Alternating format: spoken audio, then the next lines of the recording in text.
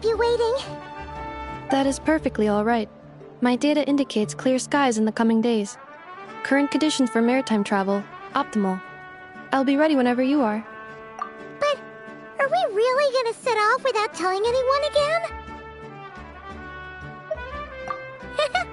Funny you mention it. You'll never guess who Paimon saw on the way over. Hey! You didn't seriously think we'd let you leave without a farewell party, did you? No chance. Yeah, come on, Traveler. We've already made all the preparations. And most importantly, how dare you try and slip away without first paying your respects to the almighty Dragon Lord! A little bird told us you'd soon be leaving for Nodcry. So, we asked Paimon to give us a heads up before the date of your departure. You sure it's not time to think about changing that little habit of ours? Don't worry, we won't keep you long. Besides, everyone's there already.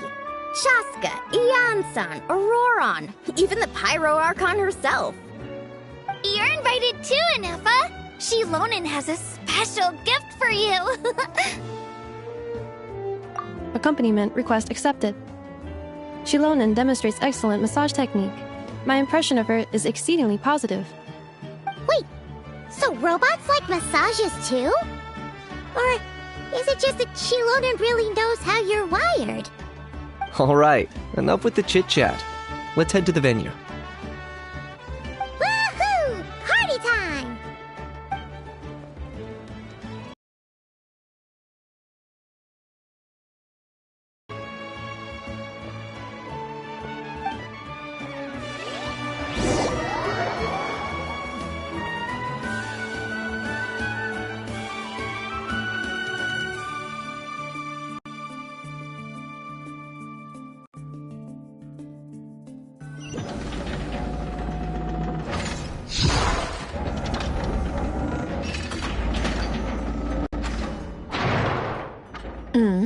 Spit it out, then. They've set off. Just as my calculations projected. About time I met this variable in person.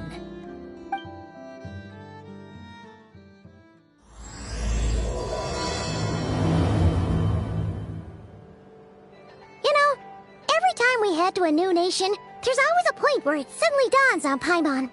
This is it. The next chapter of our adventure has begun.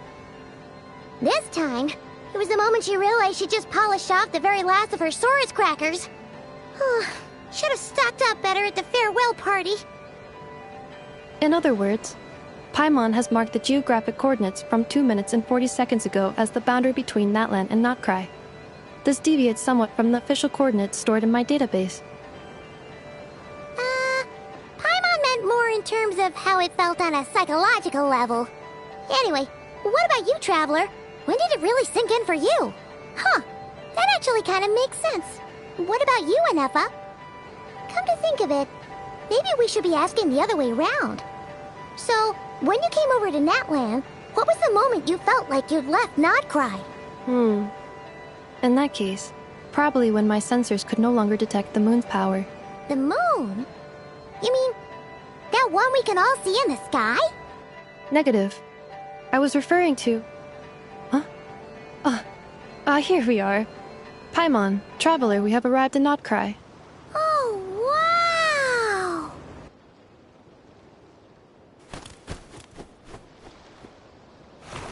Paimon, Traveler, welcome to Notcry.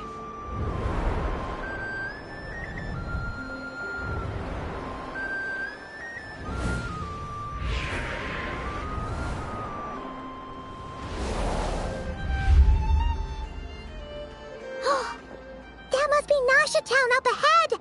That's the place you were telling us about on the way over, right?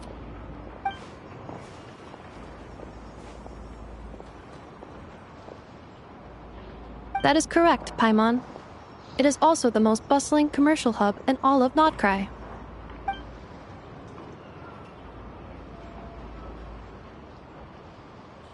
Oh, sounds like the perfect place to start trying out all the local specialties. Is something up, Traveler? Paimon, this is where our spaceship landed when Ether and I first arrived in Tevat. Huh? Are you sure? But how come you've never mentioned that before? Seems pretty important to Paimon. Well, because those memories are really hazy. All I remember is Ether waking me up and us leaving the ship. But just now, setting foot on this land, I felt something. The kind of power I sensed in those moments. Are you referring to Kuvaki? Kuva, what now? The locals refer to it as Kuvaki. It is a unique elemental force found only in Notcry, or rather, a pure, primordial form of elemental energy. That is correct. Another similar concept I have found in my database is the primordial sea. Legend has it that long, long ago, the moon that shines in the sky above us once rose from the land of Notcry. Modern geological surveys and meteorite studies conducted in the region have since supported this claim. So, when you mentioned being able to detect the moon's power earlier, you were referring to Kuvaki?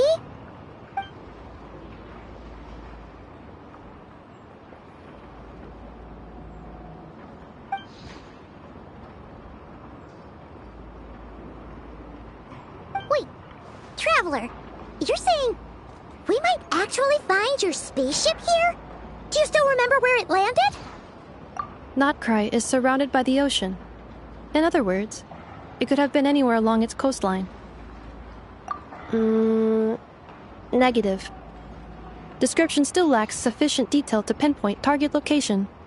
Hey, it's okay if you can't remember everything right away. After all, it's been a really long time. Let's just do what we've always done and keep searching as we explore.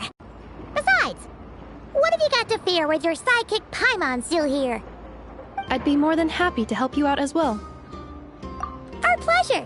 Anyway, just knowing that your spaceship's here in Notcry surely counts as a big step forward, huh? Like we've crossed another boundary? Paimon couldn't have put it better herself. You sure are a quick learner, Inefa.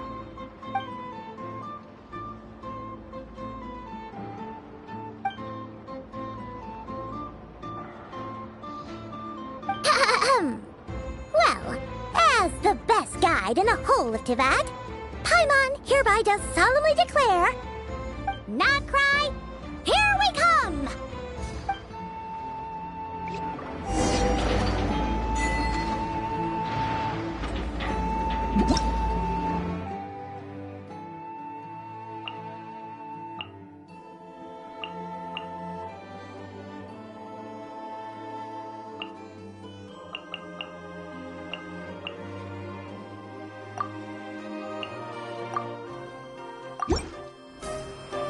All things come to an end.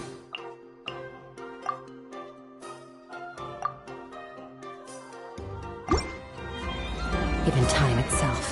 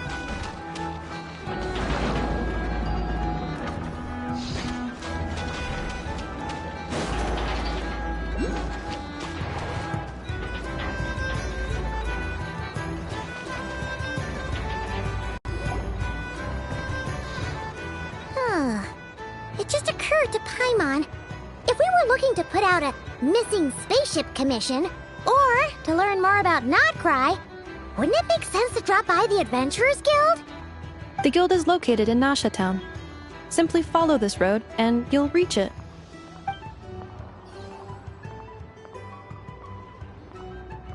Huh? What in Teyvat is that? Looks kinda like a Seelie, floating around in the air like that. That is a Kuhanki, a species unique to the land of Notcry. A Kuhenki? Does she have something to do with the moon, too? Indeed it does. According to the Frost Moon Scions, the indigenous inhabitants of this land, the Kuhenki, are said to be familiars of the moon goddess, leading those who walk in the moonlight's glow to things of great importance. The moon goddess? Don't all people here worship the Tsaritsa? Although Notcry lies on Snezhneya's border regions, the people here have held their own unique beliefs since time immemorial. As I mentioned, everything in this land shares a deep connection with the moon and the sky above. The beliefs of the Frostmoon Scions seem to date back to the civilization of the angels. According to the documents in my database, even the 7 Archons did not exist at that time. Wow! So the... At some point, you may come across some statues of their goddess. The Frostmoon Scions carved these as well. Hey! Looks like she's floating away! I suggest you follow her. The probability of an ordinary person encountering a Kuhenki lies in the single digits. Many here consider them heralds of good fortune. Merciless.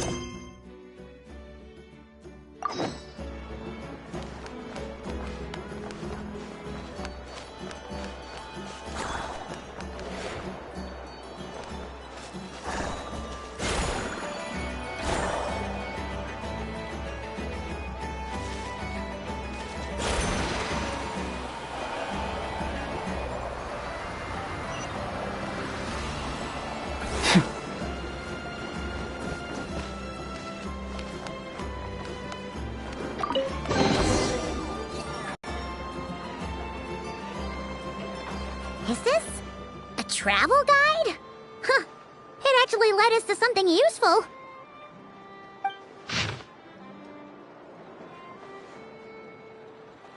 Are there any particular points of interest? It all looks pretty interesting to Paimon. If we have time, she'd love to see, pretty much everything. Recalibrating route. If we keep following the current path, we will arrive at an area of scenic beauty. From there, we will be able to identify both the Adventurers Guild and several must-visit specialty stores. Yikes! Why is Paimon suddenly getting the feeling that if she doesn't step it up soon, Ineva's gonna put her out of a job?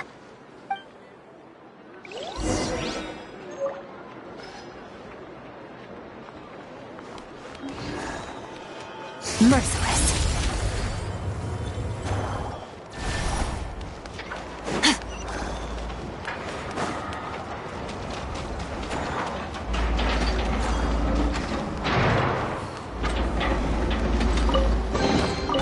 Your hard work is paying off, as it should. Feel this!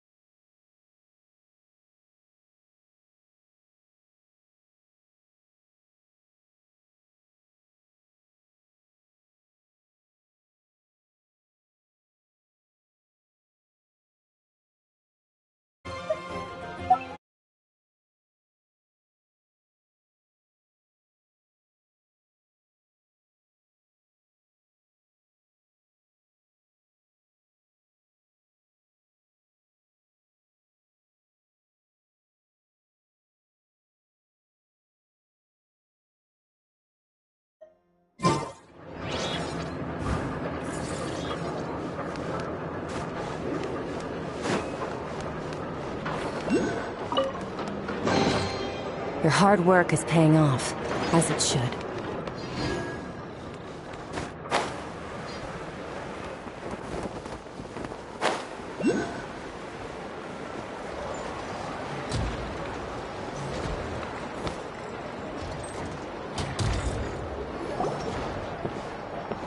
Wow!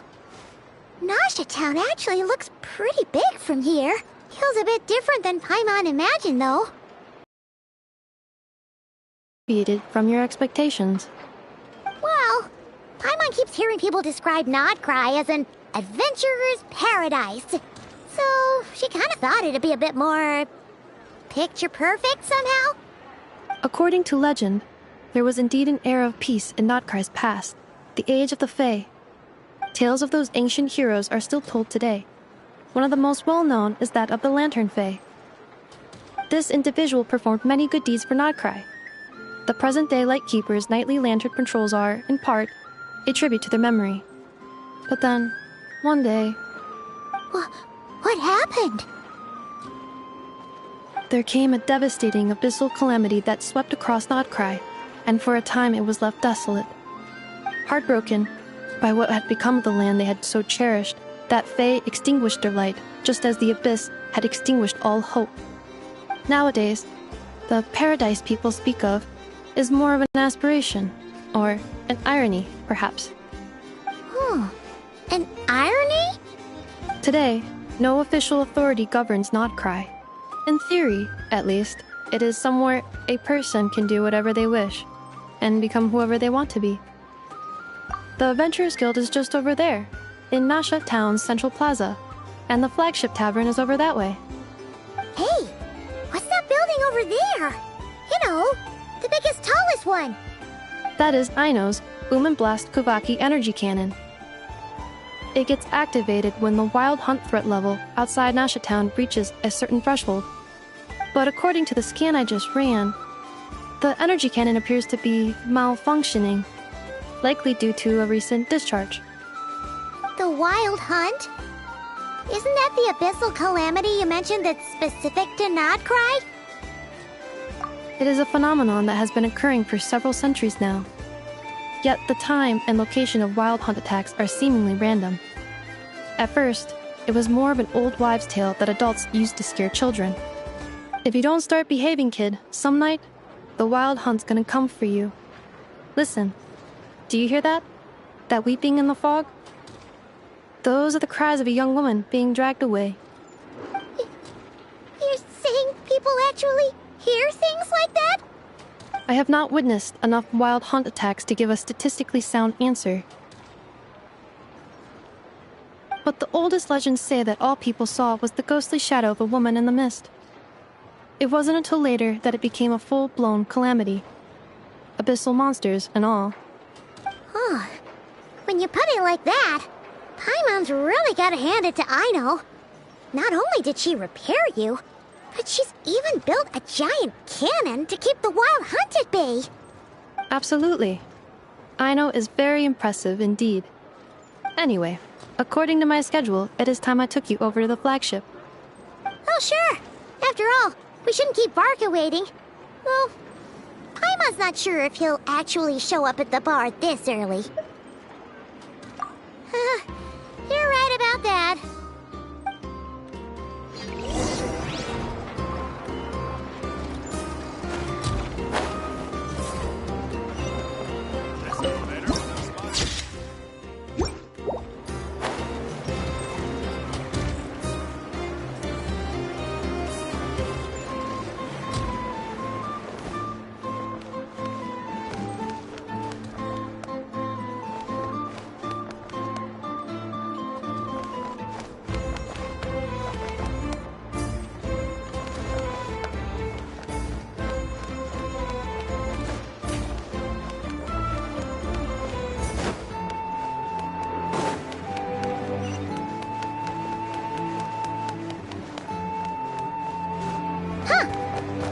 Adventurers Guild?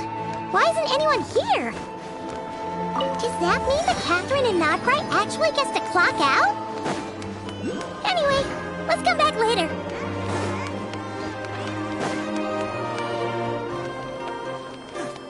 Everyone says there's tons of work. Why is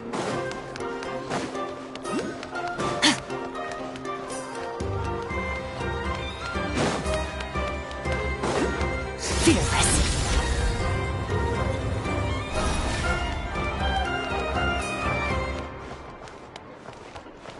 Yes, it never hurts to try harder.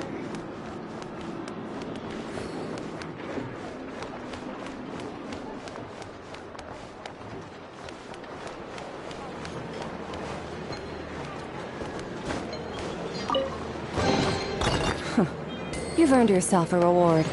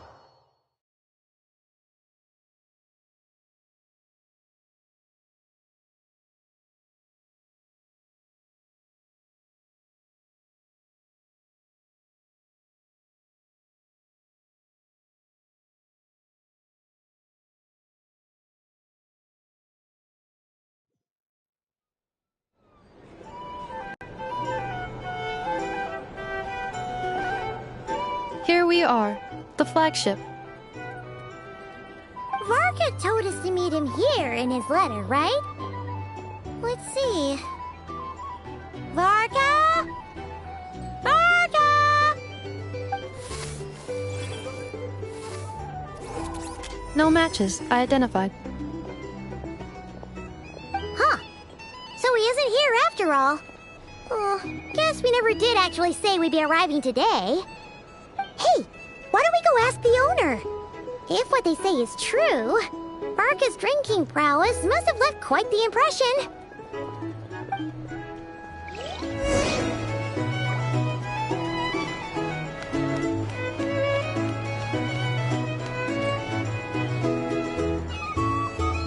Huh?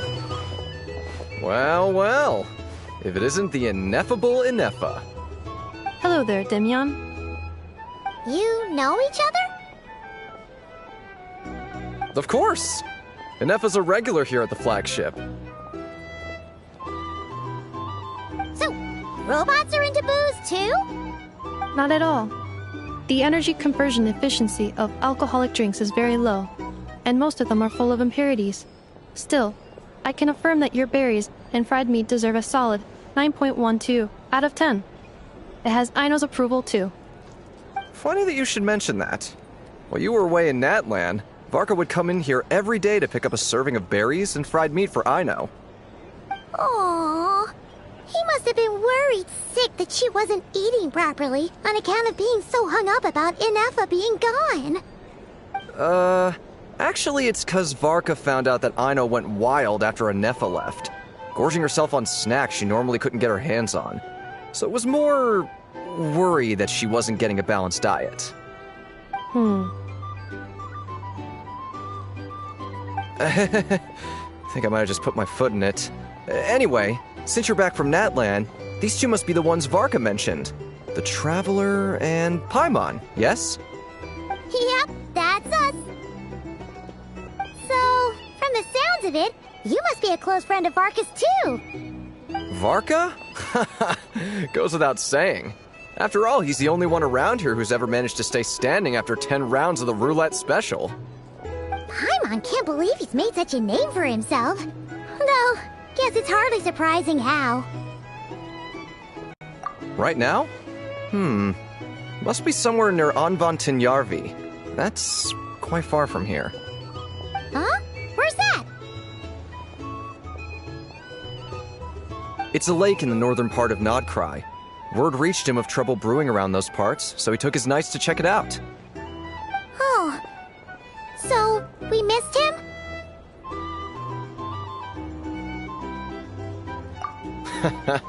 Varka knew you'd say that. So he specifically told me to make sure you stayed here and enjoyed yourselves. He sends his assurances that everything's under control. Well, if he's that confident, guess our only option is to accept. Anyway, it's not like there's any special cause for concern. He is the Grand Master, after all. Exactly. Plus, not only has he booked you into our finest room, he's paid for it in advance, too. Whoa! That's so generous of him! We might not have met yet, but Paimon's got a feeling that we'll get along with Varka like a house on fire. Oh, and by the way, he also asked me to serve up a portion of berries and fried meat for Ineffa. That was prepaid as well. Thank you. No, thank you. I'm the one who should be grateful for your business. Traveler, Paimon, why don't you go ahead and drop off your luggage? I can use this time to go pick up some components that Aino asked me to bring back. Sure thing. Besides, now that we've got ourselves a map, once we're done unpacking, we might as well go for a stroll ourselves. Why don't we meet up again later? Oh. So you no longer require navigational assistance? No worries, we should be fine. We've got a rough idea of our way around town, so Paimon's reasonably confident we shouldn't get too lost. Thank you. This translates into an approximate time saving of 30%, meaning I will be able to see Aino about 45 minutes earlier than previously projected. Oh, right. You must miss her a lot, too. In that case, we better get a move on.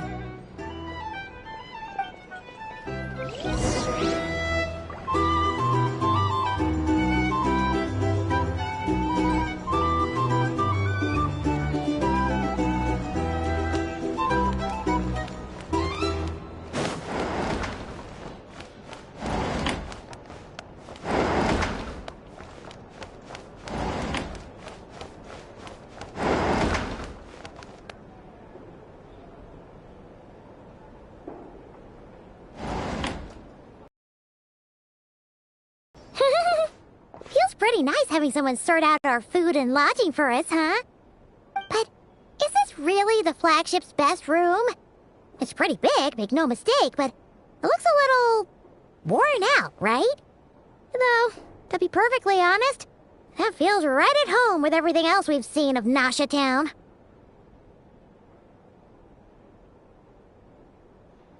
You mean it's got something to do with Nodcry's history? Oh, that makes sense. But what exactly was this calamity?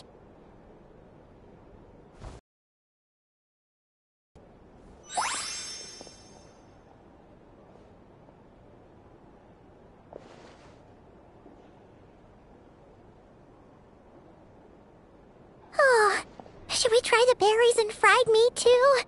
Paimon's getting hungrier and hungrier every time someone mentions it. Oh, sorry about that. Paimon wasn't watching where she was going. Please, there's no need to apologize. If anything, I'm the one who should be sorry. Clearly, I shouldn't have gotten lost in my thoughts in the middle of a hallway. Wait a sec. Are you staying in the room next to ours?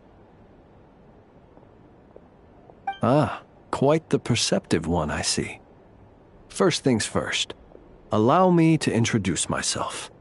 My name is Kirill Chudamirovich Flintz, but please, just call me Flintz. Whoa, that's an impressively long name for sure. Ah, is that so? Names like mine ought to have been fairly common in Snezhnaya, at least in the past. Would I be correct then to assume that the two of you are travelers in this land? Yep, you sure would be. Paimon is Paimon, and this is the Traveler. We've been to a bunch of nations already, but we only just arrived in Notcry today. What a rare honor it is to meet such worldly travelers. Are you here for travel too? If only I had the time to spare. No, I'm just staying the night. Oh, so you're here for business?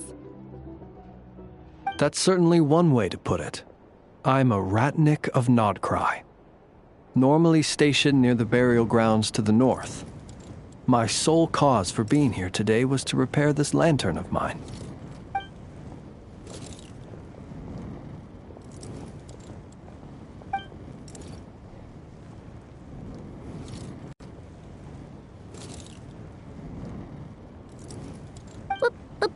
Burial grounds?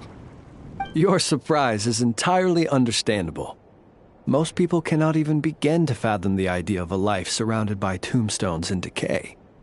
But if you've heard of the calamitous abomination that is the Wild Hunt, you'll know that in their wake they bring a host of souls tainted by abyssal filth. That then is why we are stationed by the burial grounds, to hold the line where it is most vulnerable. Oh, so it's all about fighting against the abyss. Oh, sounds like a tough job. I thank you for your concern. But in truth, I've long since grown used to it. In fact, I like to think it rather suits me. If anything, I'd say I prefer the peace and quiet of a graveyard to the hustle and bustle of urban life. Paimon sort of gets it now. But even so, she is still pretty sure she could never get used to living in a graveyard herself. For one thing, she'd be too scared to fall asleep at night. Oh, I assure you, there's no need to worry on that account. The kind of ghosts you find in cemeteries aren't too big on talking. But even when they do, they're usually far more discreet than the living.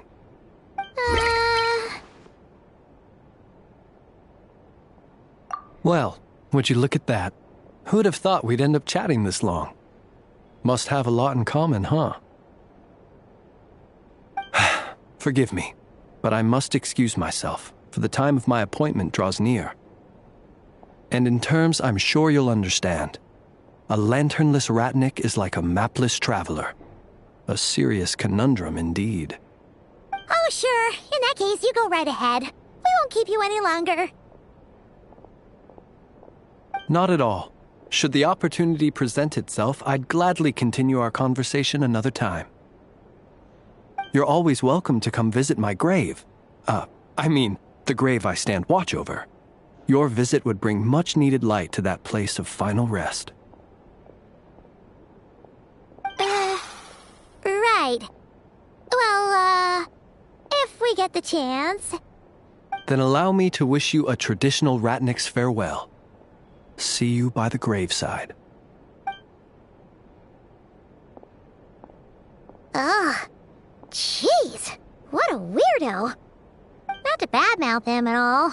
In fact, he seemed pretty cultured, but at the same time, kinda spooky? Must be all that time he spent around graveyards. His lantern? No, not really. You mean, 'cause it was broken? Huh. Guess you've always had a nose for stuff like this. If you're worried, you can always ask him the next time we cross paths. Hey, don't you start spouting all that weird stuff too.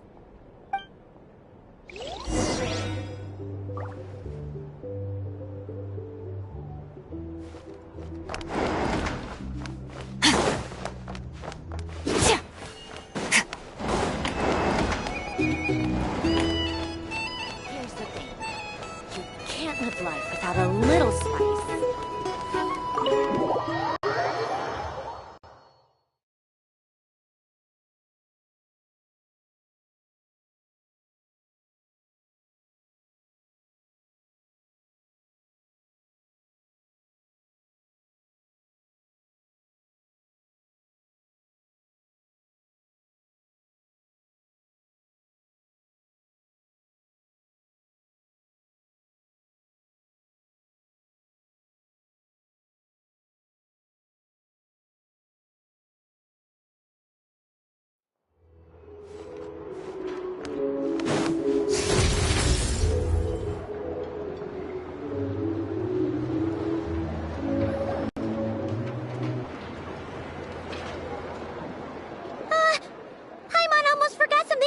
Important! Were we gonna go try out the berries and fried meat? But now, heading all the way back to the flagship feels like such a waste. Please, accept today's boon. Come night or day, may the blessings of the moon goddess shine down upon you. Huh? What's going on over there? Wait, free food? Wow! The people here are so nice! Quick, let's grab some too. Paimon's super curious what their food tastes like. Moonlight illuminates the path before you, travelers from afar. Huh? How'd you know we were travelers?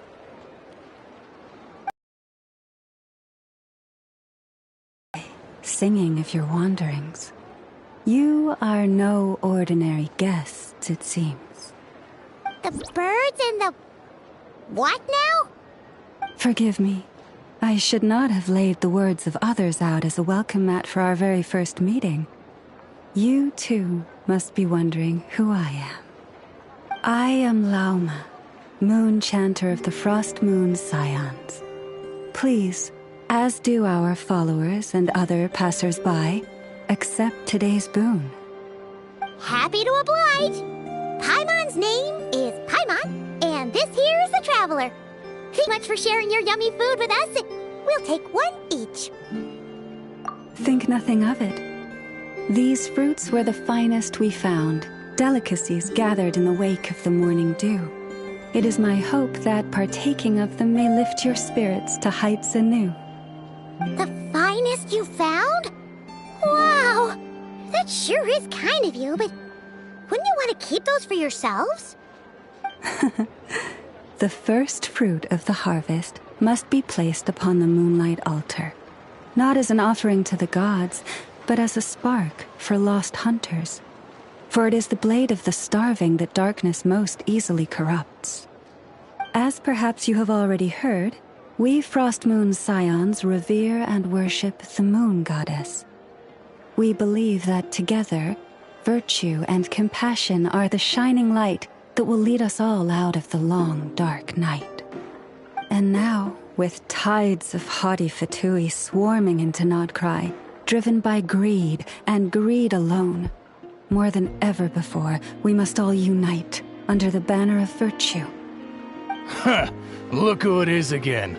Those unsufferably kind-hearted Frostmoon scions. Got enough for us too? That's right! 2 servings each! We're starving over here! The Fatui! After what you've been doing to our sacred statues, how dare you even show your faces! Wilhelmina, bestow today's boon upon our guests. You hear that? No slacking now. We'll have the very best you got. But, my lady, they... Please, you two, accept this meal. But remember this. Kindness is the first lantern left to guide those who stumble in ignorance. Come again? Let me finish. But should they still refuse to follow the moonlit path, then by our frosted blades shall we show them its shadow. You! Hey, look who it is. Whatever. Just you wait. We'll be coming for you next. Huh? Where's the meat? Who wants to eat this garbage? Those stooges really are the worst. Ever since they came to Nodcry with all their weird equipment and built that so-called experimental design bureau, our lives have been turned completely upside down. Judging from how they reacted just now, it seems the Fatui already know who you are. Well, we have gotten in their way in pretty much every nation we visited, so we're probably at the top of their blacklist by now. I see. Then, on behalf of the Frostmoon Scions, I thank you for the goodwill you have shown us. Because if they had gotten ahead of themselves just now, I'm sure you would have stepped in to help. Just as the birds and beasts put it, your arrival heralds joy to us all. Besides, for a weary traveler far from home, what better respite than to bathe in the moonlight? You will always be welcome at the Frostmoon Enclave, the place we call our home.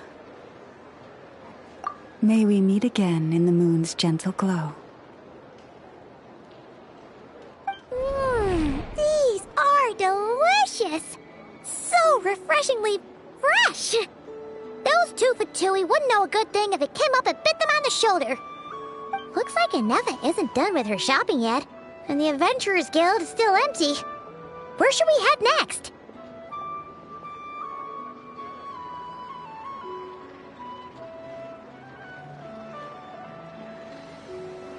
Good idea!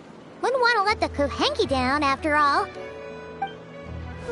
Let's see... Okay, Paimon's got our route all figured out. So, all that's left to say is... don't fall behind! This is Nuts and Nuts. It's mostly a fruit shop, but there's a crafting bench, too. This is the Speranza, one of the travel guide's recommended restaurants. All the waiters here are kids. This is the Vesnitsi Prolecha Greenhouse. Apparently, their flowers are all made of metal, so they'll never wilt away. And this is the Rossum Workshop. If you ever need a weapon made, this is the place to go. And over here, they've got a super tall observation deck. Whoa! Take a look at that! You can see really far out into the distance. That way's north, and that looks like something built by the Fatui? And then over there to the west, that must be the place Lauma mentioned, where the Frostmoon Scions live. So, what'd you think? Even if Anefa kinda stole her limelight earlier, this just goes to prove that Paimon's own tour guiding skills aren't too shabby either. right? She sure is. It'd take hundreds of years of practice to beat the best tour guide in all of Tibet. Huh? Look! There must be someone at the Adventurers Guild now. There's already a line forming outside. Looks like we'll finally be able to ask about your spaceship. Oh, or was there anywhere else you wanted to stop by first? Where? Which one are you... Oh, now you mention it, Paimon's noticed it too. Ugh, better not be who she thinks it is. Anyway, where we go first is completely up to you. Either the Adventurers Guild, or that suspicious-looking shop. A word of warning, though. If we step into that shop, be sure to keep a very close eye on your Mora.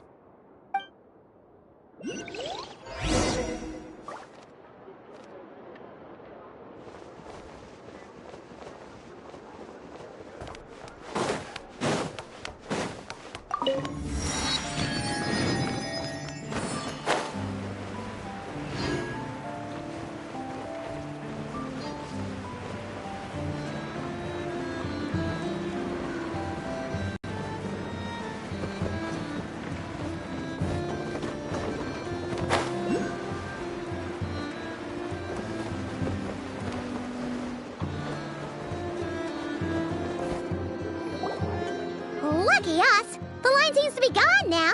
Come on, let's go say hi to Catherine. Hey, Catherine, we meet again.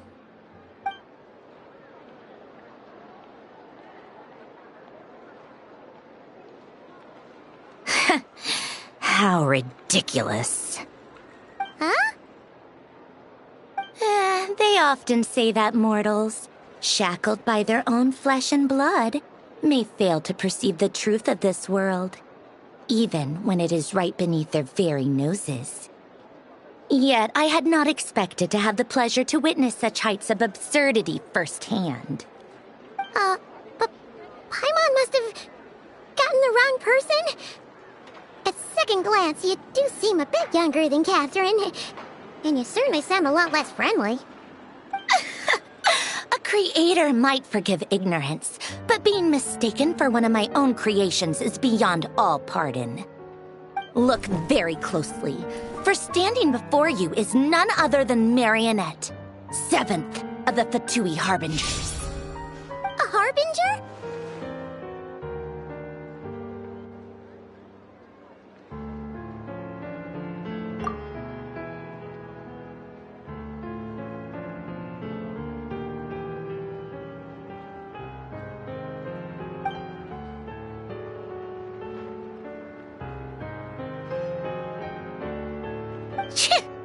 Today's encounter is merely a courtesy call.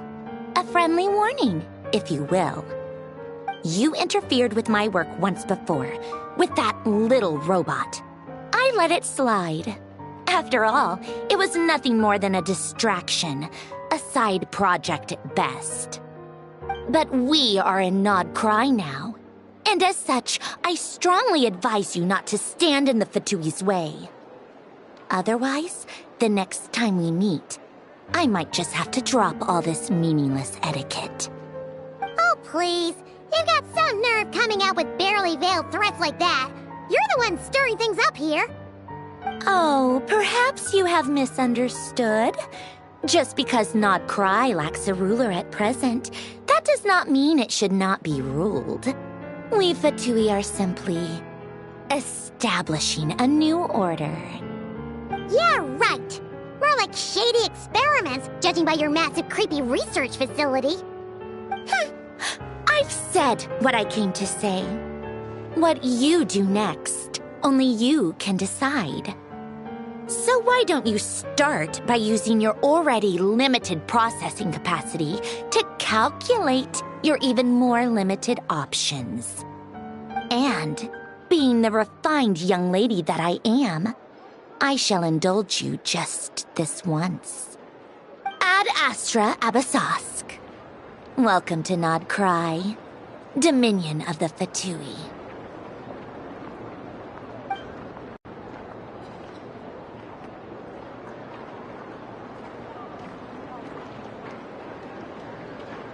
Ugh, someone so obviously evil be so annoyingly self-righteous? But if a Fatui Harbinger is here to greet us in person, that can only mean one thing. We'll have to be extra careful from here on out. Paimon hates feeling like she's being watched. Hey! The real Catherine's back! Ad Astra Abyssosk. Welcome to the Adventurers Guild. How may I help? I will do everything I can to assist you. You're so much nicer to talk to, Catherine. Please don't leave us again, okay?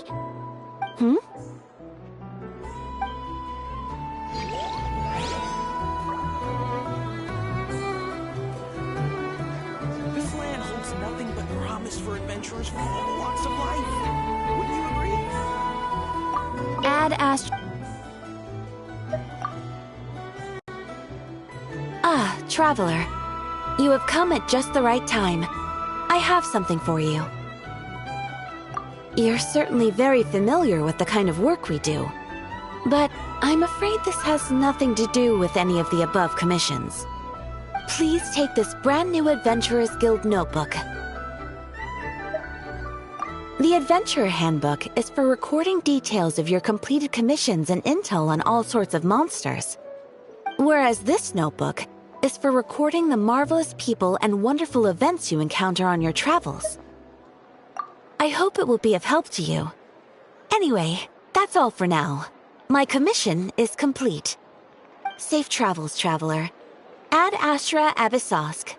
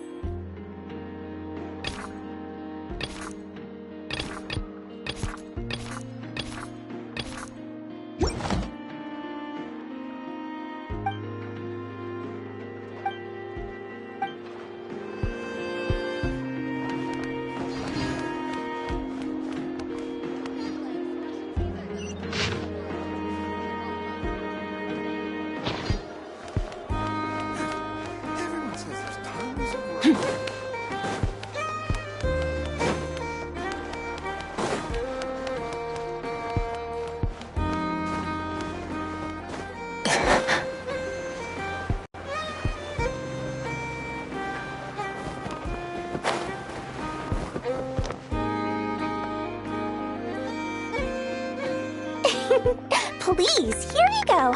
And if you ever need anything else, don't forget to make the great Lord Sangama Bay your first port of call. Oh dear. So it is the real deal. Of course it's the real deal. Everything you'll find here is 110% real, meaning every one of my deals is as real as a deal can... Wait a minute.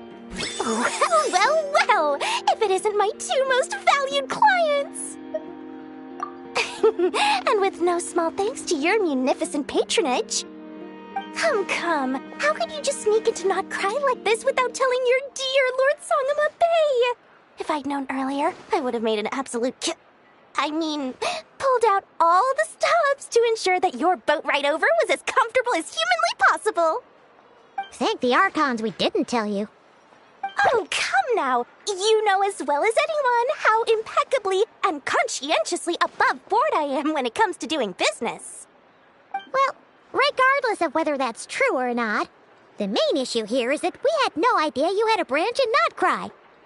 A clever merchant always has a backup plan, or two, or three up their sleeves.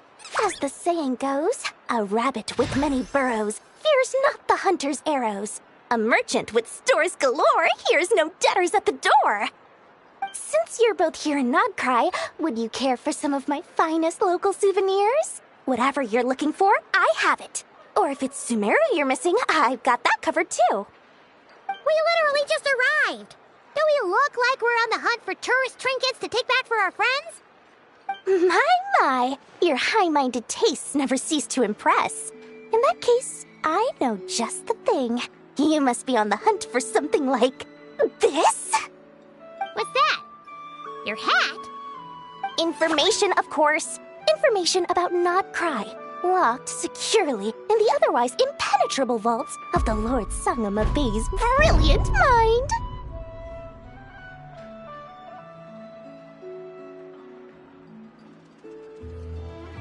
I knew it! I just knew you'd appreciate the value of my wares. On the back of all our pleasant dealings in the past, I'll even take a hit by throwing in some insider info for free. Wow. You sure are feeling uncharacteristically generous today. What do you mean by uncharacteristically? I am the most generous person forget it. Anyway, the long and the short of it is this. The moment I set up shop in Nodcry, it struck me how many different factions there were, all competing against each other for power and influence. Well, as they say, there's no time for business like a crisis. Things got even more turbulent after the Fatui pulled down 2 ancient moon's remnants. People began to catch a whiff of the coming chaos. And the more troubled the waters, the greater the potential profit. Not at all sorry to interrupt, but we're not here for Mora. Oh, really? But surely it was the tales of an adventurer's paradise that brought you here. The chance to take your very own slice of all the latest and greatest business opportunities? In that case, what would you like to know about?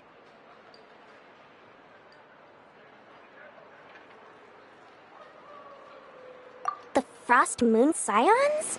You mean the people who believe in the moon goddess? They're not a bad bunch. It's just, well, they have such simple tastes. No luxuries, no indulgences, no nothing. Trying to earn a little more from that lot is like trying to squeeze blood from a stone. Still, things between them and the Fatui have gotten pretty tense. It's only a matter of time before the powder keg goes boom. And when that happens, that's when business will start to boom too. What now? A spaceship? Nope, never heard of anything like that. Don't you two get involved in any big business here without so much as a heads up, you hear me? At the very least, consider letting me in as a key investor. Oh, they're an organization set up to keep the locals safe. Apparently, they have a long and glorious history, and they're made up entirely of volunteers. But seriously, a volunteer organization in Nodcry? This place is hardly a magnet for noble hearts. No pay, all work. That's not a business model, and it's certainly not for me.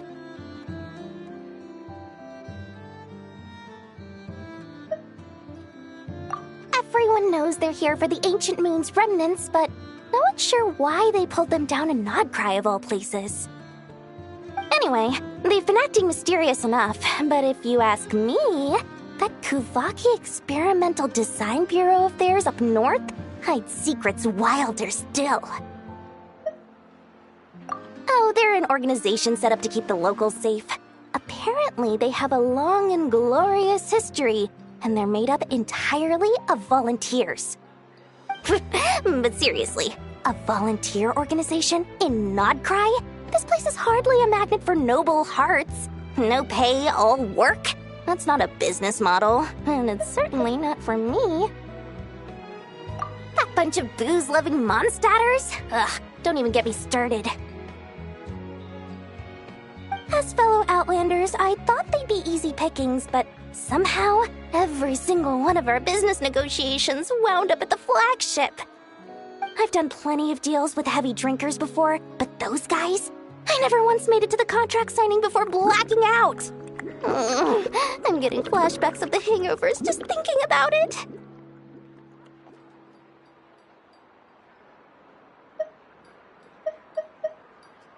Oh, I almost forgot to mention. Sooner or later, you'll no doubt end up doing business with some other merchants in Nodcry.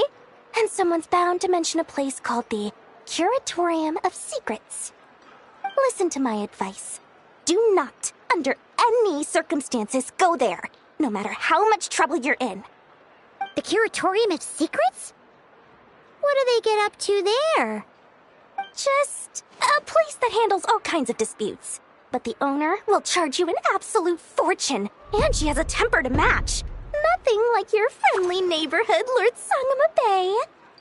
You're not just saying that to stop your competition from undercutting you, right? When did that little pipsqueak get so sharp? And after I gave them all that info for free just to win them over. What do you mean? Of course not. I'm only thinking about your wallets. I mean, on behalf of your wallets. You're really not convincing anyone, you know. All right. Business is a cutthroat business. I won't argue with that. But I'm not lying about that boss lady. Not only did she make it into my top 3 people not to mess with in Nodcry, she's also in my top 3 people most eager to trade in favors. Seriously? It feels like you're just bad-mouthing your rival now. Fine. If you don't believe me, go see for yourselves. We might both be from Sumeru, but compared to hers, my conscience is so large, why, you could fill 3 whole palaces of Alcazar's array. But when you realize what I'm saying is true, don't say that good old Lord Sangama Bay didn't warn you.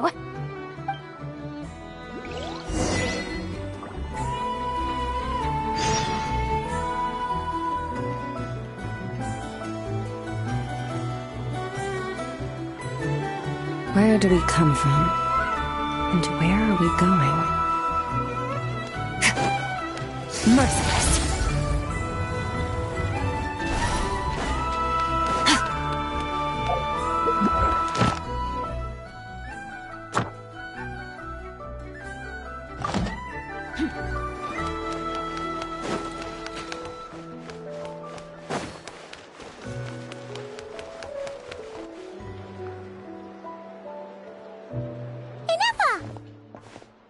Hello. I was just about to start tracking your whereabouts. Did you manage to get everything Aino asked for? I did. What about you? Do you need me to navigate or introduce any more places around town? Not for now. We've seen most of it already. We probably need some time to process everything we've learned, though. Any progress with the spaceship? No. Catherine came back just now, so we asked her, but even she hasn't heard a thing. One possible explanation is the vast stretch of time that has elapsed. Additionally, given the limited resources available in Nodcry, it is entirely plausible that the wreck was scrapped for parts, or even mistaken for a pile of broken machinery. Aww.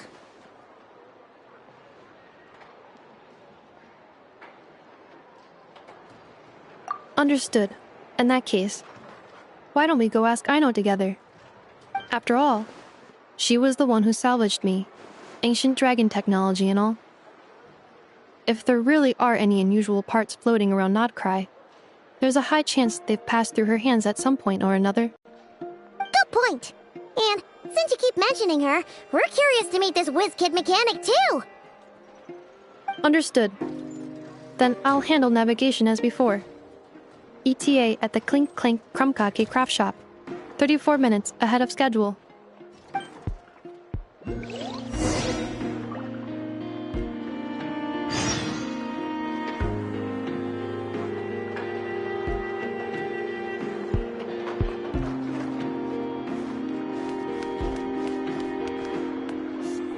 I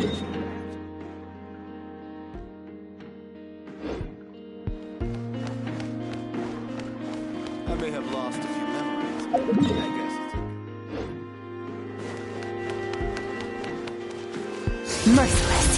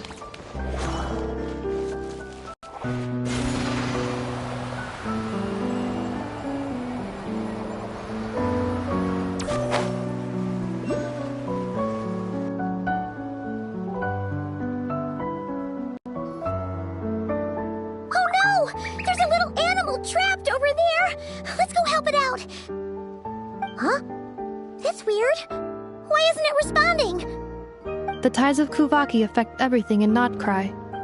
So much so that many creatures have evolved a kind of dependency upon it, growing stronger or weaker as it waxes and wanes. This little animal must have been caught here unprepared. So you're saying we need to use Kuvaki? Paimon will leave it to you guys then. Don't be scared! We'll get you out of there soon!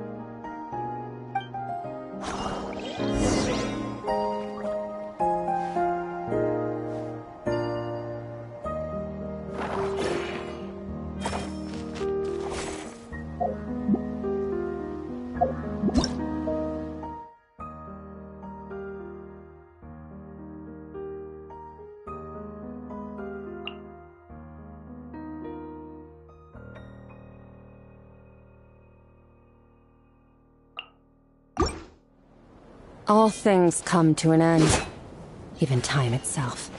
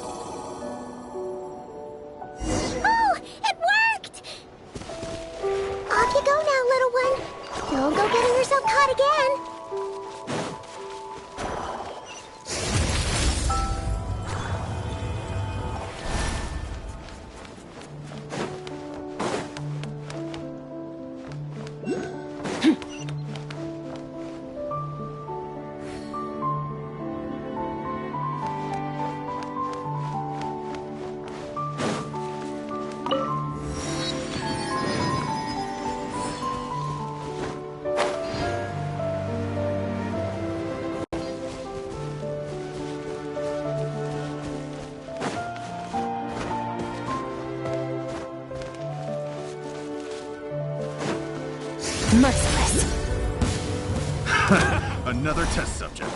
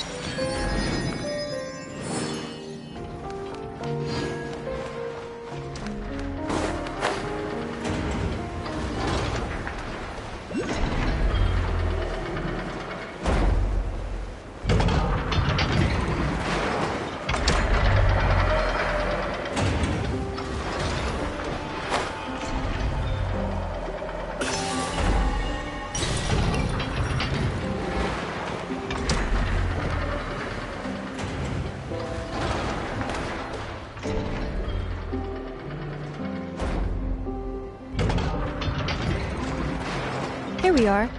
The place Aino and I call home. Whoa! So many machines that Paimon's never even seen before. And then there's all these little robots. Did Aino build them all? That is correct. It looks like Aino has created 3 more little bots since I've been gone. Aww. Well, you were gone for quite a bit. She must have missed you. I missed her too. I want her to see what I've become. Let's not keep her waiting any longer then. Come on!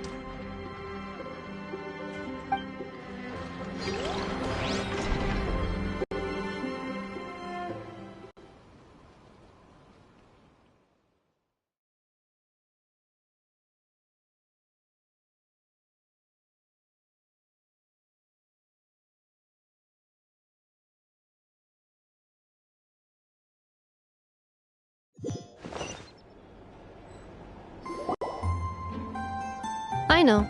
I'm back.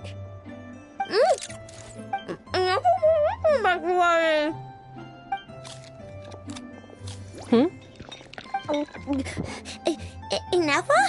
You're back significantly earlier than I expected. Like a whole 30 minutes at least. Everything went very smoothly, which saved me quite a bit of time, so I...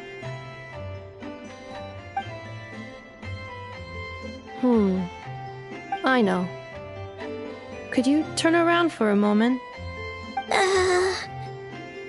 I know.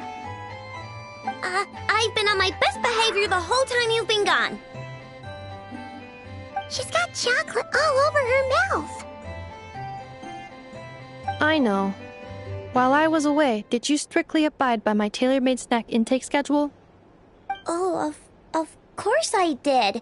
1 whole cake, 1 crumb cake, and 1 pack of chocolates a day, right? It was either a cake or a crumb cake or a pack of chocolates, per day. Oh, shoot. When did you finish the snack stash I left for you? Literally just earlier today. Let me just go run a scan on that. I meant today, a week ago. And then you restocked an entire week's worth on your own initiative? 2 weeks worth.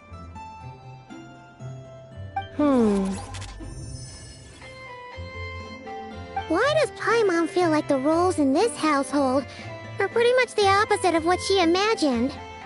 Calculation complete. Aino's recommended snack calorie intake for the next 4 weeks. 0. No fair! You're a meanie, Nefa. This is what happens when you break an agreement. Oh, come on! Don't do this to me! I only ate a teeny bit extra every day. Just a teensy bit extra. That is objectively not a teensy bit extra. Seriously?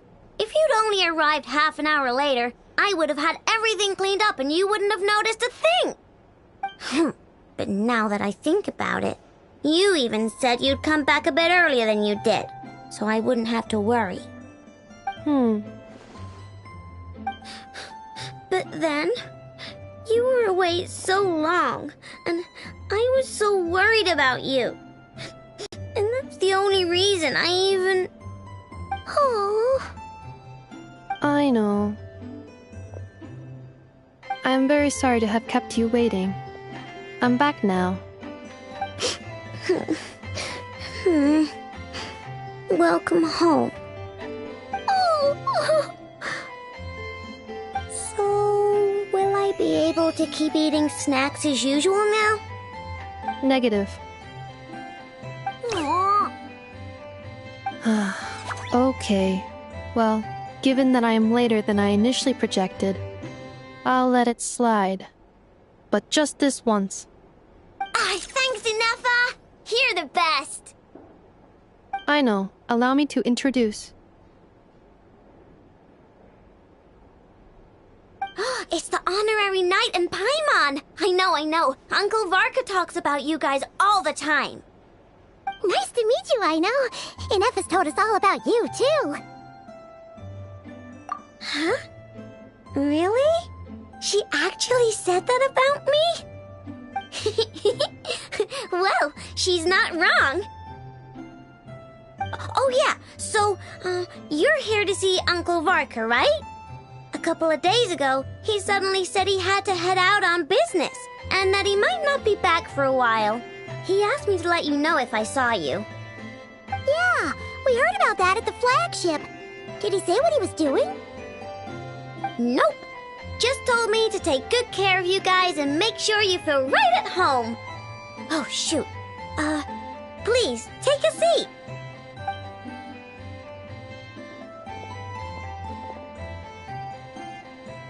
Do either of you need my help with anything? Anything at all? After all, I'm the head of this household. Sure wouldn't know it from that snack tantrum she just threw.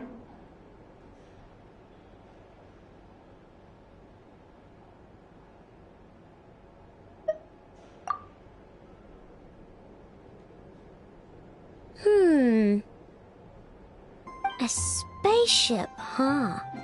From outside to that? Exactly. So, ring any bells? No. Oh. You sure? Nope means nope. Never seen the slightest trace of it. More specifically, by nope, I mean, I've never seen a single piece of tech in all of Notcry that might have come from out of this world. Not in any new machines or in any old ones either. Huh. What Aino means is that your spaceship almost certainly has not been disassembled nor repurposed as parts for other machines. Oh, so that's what she was getting at. Yep. I've taken apart pretty much all the fun stuff in this city at one point or another, but I don't recall ever seeing any components that were anywhere near that special. So, either your spaceship crashed somewhere it's never been found, or someone did find it and then hid it really, really well. But who would even do something like that? Beats me. Maybe someone who thought they could stash it away for a rainy day. Just like how I sometimes hide snacks in the...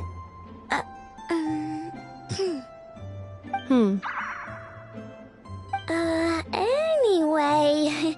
Long story short, I definitely haven't seen anything like that. Besides, sounds like it would practically be ancient history by now. If anyone still has any leads on what really happened, it'd be the Frostmoon Scions. The Frostmoon Scions? Huh? Haven't heard of them yet? Didn't Inefa tell you about their rituals? There wasn't enough time to delve deeper into their history and traditions. What kind of rituals are we talking about? I've never actually seen them myself, just heard bits and pieces here and there.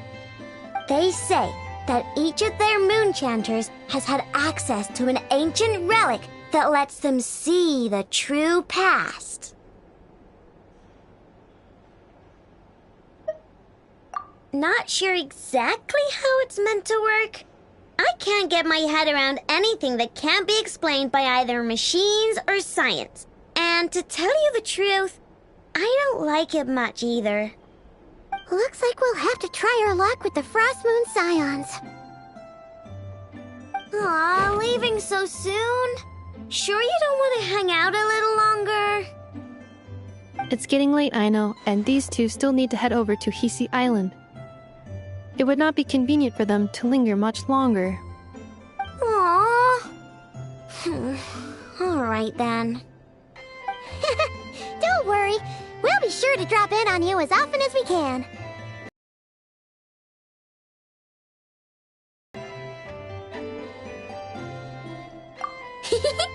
Sounds like my type of visitors. You're welcome anytime.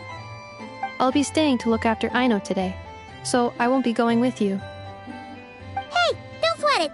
We'll find our way just fine. I'm glad to hear that. Also, I must admit, I have very much missed the charging bed that Aino made for me.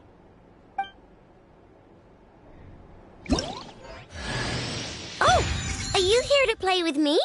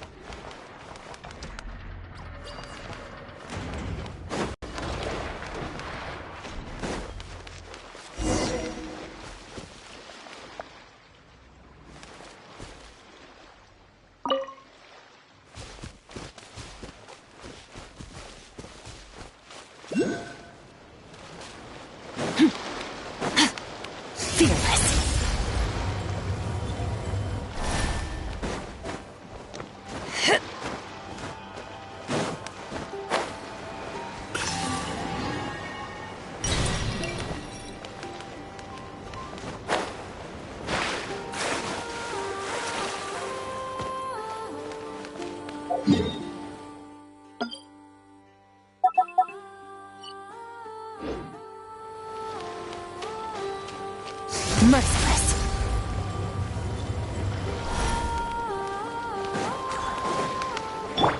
Burn it down!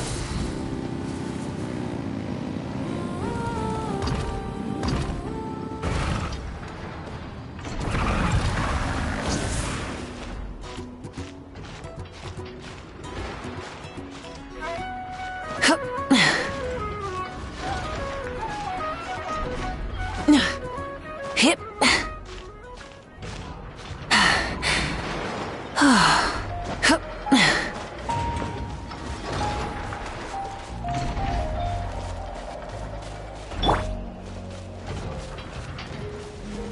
Merciless.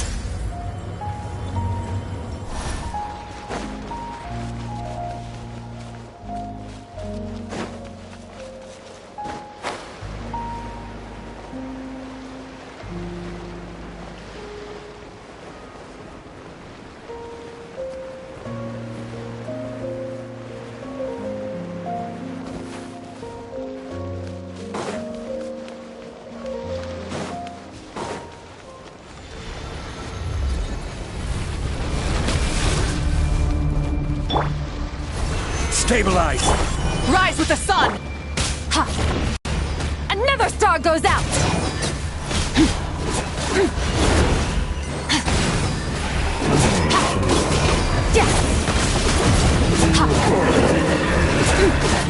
Extinguish! Pyroclastic surge! I stand against the long night and purge the darkness! Annihilate!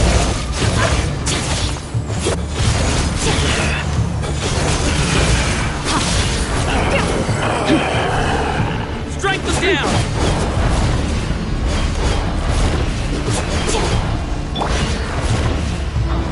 Gather! I will have order! Light the North wins!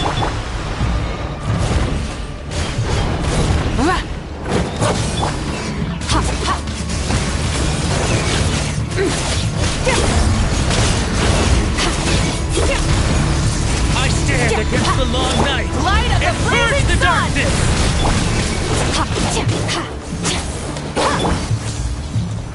Stabilize!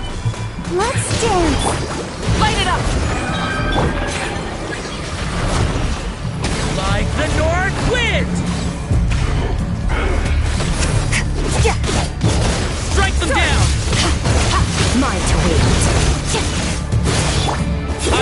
Stand against the long night and purge the darkness!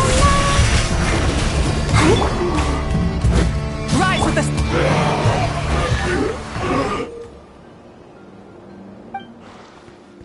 Like the north wind!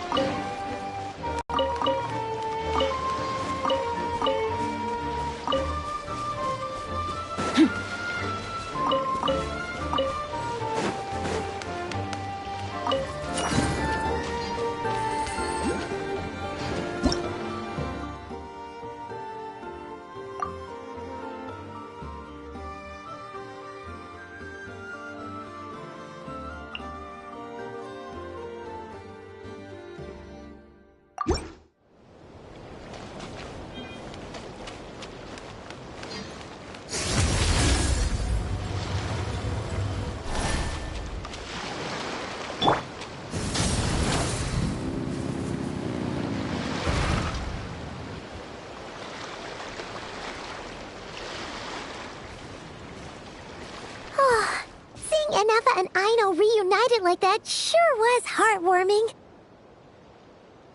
We should definitely hang out with them more in the future.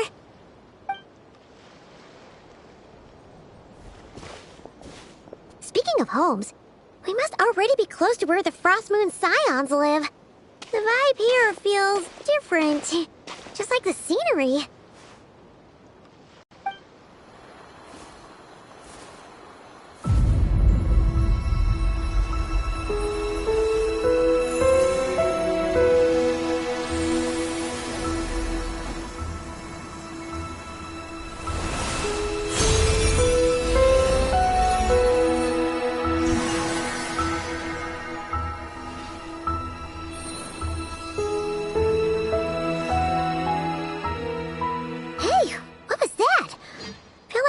Sort of breeze blew by, and then the petals suddenly turned into...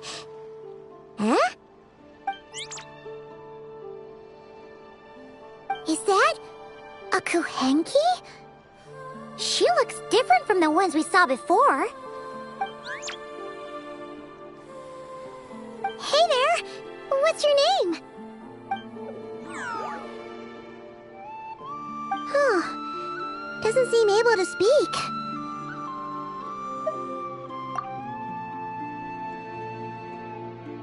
No idea what she wants. Unless you want to stop, maybe we should just keep moving?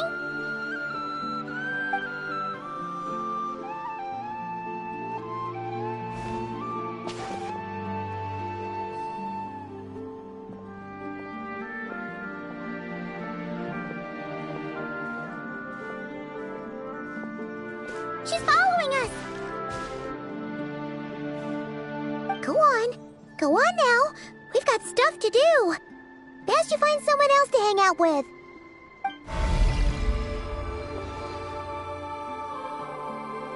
Hey! Don't make it sound like Paimon's some kind of meanie.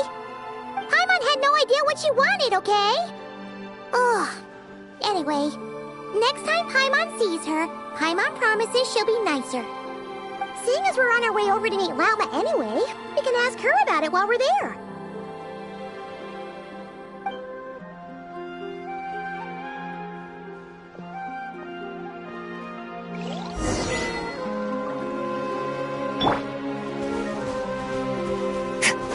Fearless.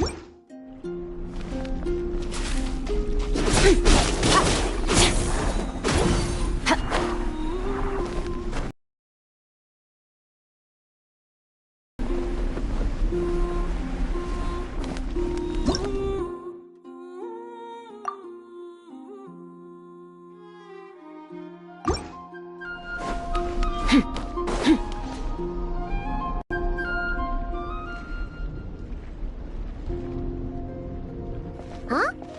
Hey, look! Isn't that Lauma? The moon chanter? Let me take a look at your wound. Your safety always comes first. Oh, you're back too. How was your day? You what? Those two Fatui? The ones who were causing trouble in Nasha Town? You went to teach them a lesson? And you put that in their food? You naughty little thing! How could you do that? They didn't notice. That's not the point. You mustn't do that again, okay? Next time, at the very least, bring a few of your friends along too. You'll be an easy target if it's just you on your own. Hey, Lauma! Still remember us? Oh, it's the Traveler and Paimon, isn't it? Welcome? Not at all. Those who come with kindness in their hearts are always welcome with the Frostmoon Scions. Were you just talking to those animals? I was indeed. The Frostmoon Scions bloodline is unique, for throughout our history, there have been many among us who could communicate with all living things. What was that? Oh, is that so? She says she was trapped in a plant earlier, and that you were the ones who rescued her. She wants me to thank you on her behalf. Oh, it was nothing. Barely lifted a finger. If you both are free, why don't you join us at the FrostMoon Enclave for dinner? Consider it a small token of thanks for your kindness. We'd love to! And actually, we had something we wanted to ask you anyway.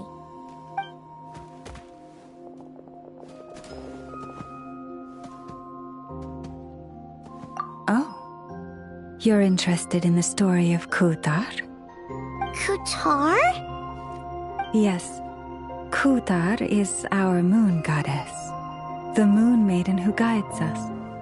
But up close, this one somehow seems a bit different from the one in Nasha Town. It's like it's more... natural? Or like... more harmonized in its design. That is because, ever since the Fatui arrived in Nodcry, they have been modifying and defacing our statues as they please. These statues were made by the FrostMoon Scions who settled here hundreds of years ago, crafted from the very finest Lunasol stone. Not only is this stone exceedingly rare, but it also brims with Kuvaki. I suppose the latter must be what caught the Fatui's eye.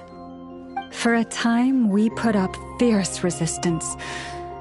But now, this is the only one left that still retains her original form.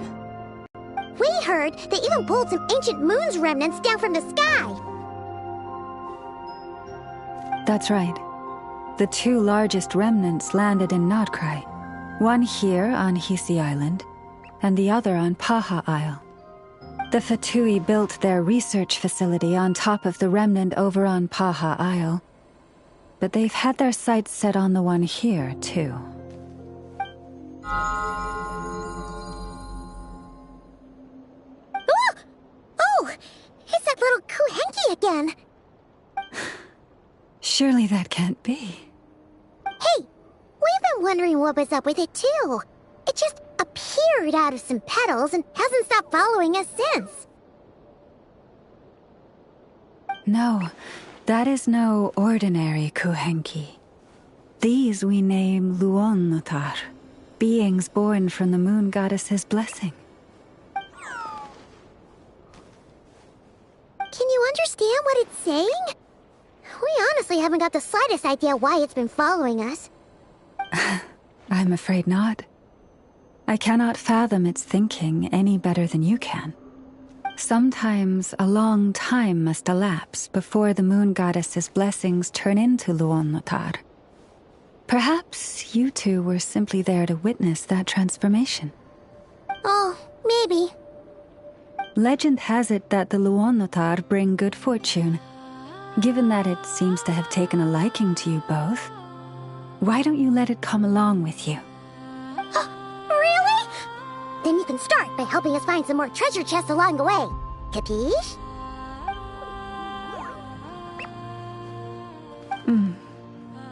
Twilight approaches.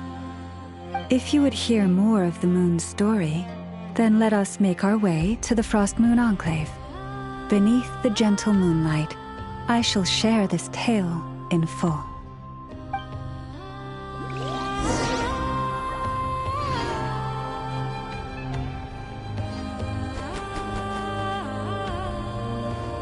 Fearless.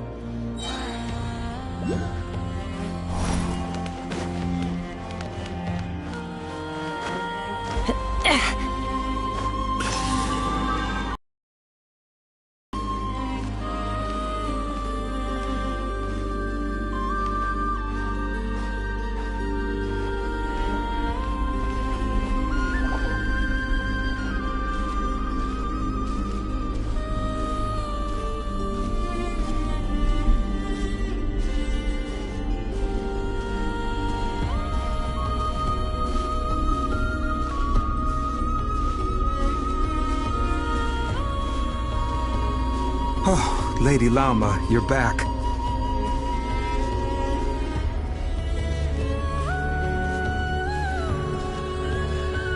May the blessings of the moon goddess shine down upon you.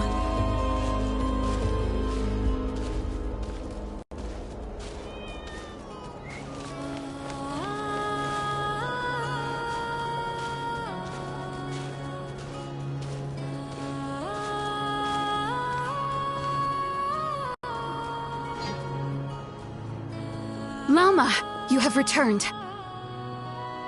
Wilhelmina, this is the Traveler and Paimon. Kindly arrange for 2 additional dinner settings for our honored guests. Of course, my lady. Wow! Everyone along the way here pretty much saluted you. Are you, like, super important around here? I am but a moon chanter. One entrusted to convey the moon goddess's will. Nothing more. She's just being modest. The moon chanter holds the highest rank among us Frostmoon Scions. Lauma is our leader.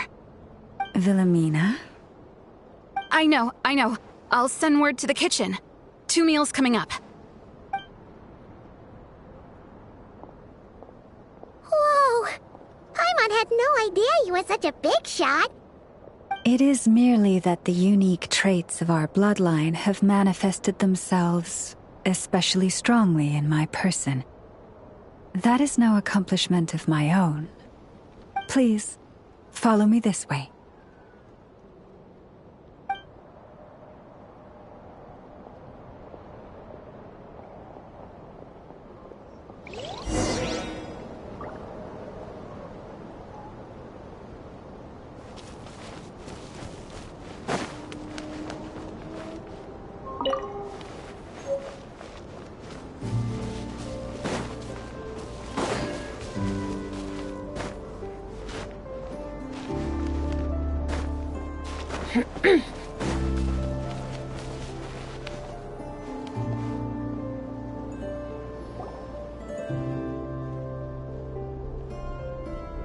Even to this day, I am still trying to piece together the many fragments of our past.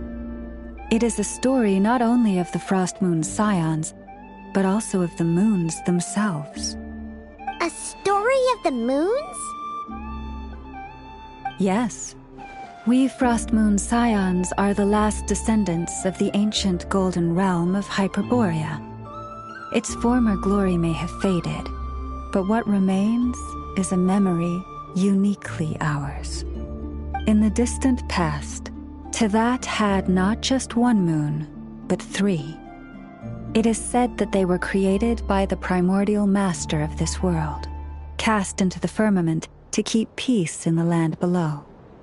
Firstborn was the eternal moon, largest of the 3. Legend has it that it was her immense Kuvaki that gave rise to the ocean tides. Next was the frost moon. Smaller than her big sister, yet brightest in radiance. Her glow became the cold, undying lantern of the night. Finally came the iridescent moon, smallest of the sisters. Most of the time, her light was barely visible to the naked eye. Yet when she shone, her fleeting halos were all the more mysterious for it. Wow! Sounds like it all happened so long ago. So, what happened to them afterwards? Afterwards, well, as you have seen, the 3 moon goddesses perished. This happened in a war triggered by the Descenders, and of the 3 lunar husks, only the frost moon survived unbroken, while the others were shattered to pieces. Oh, so that's why there were ancient moon's remnants in the sky. Yes. It is also said that when the moons shattered, most of their fragments rained down upon this land like stardust. That is why Nodcry is blessed with such an abundance of Kuvaki. As for the remnant that the Fatui recently pulled down, that belonged to the Eternal Moon. Wait a sec. But you just said that 2 of the moons were shattered, so where are the remnants of the iridescent moon? The iridescent moon's remnants were never found. What happened to her after the war remains a mystery. Some say she vanished in an instant, while others believe that her remnants are simply too delicate to leave a trace.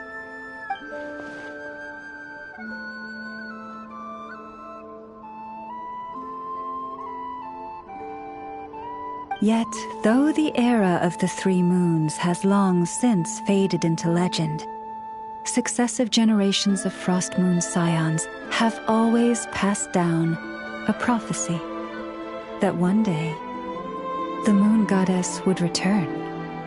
And in the end, that prophecy did indeed come to pass. Though not quite. Lady Lauma! Lady Lauma, are you there? Cappy, what is the matter? Lady Lauma, it's my daughter, Karina. Her illness. Take me to her, right away.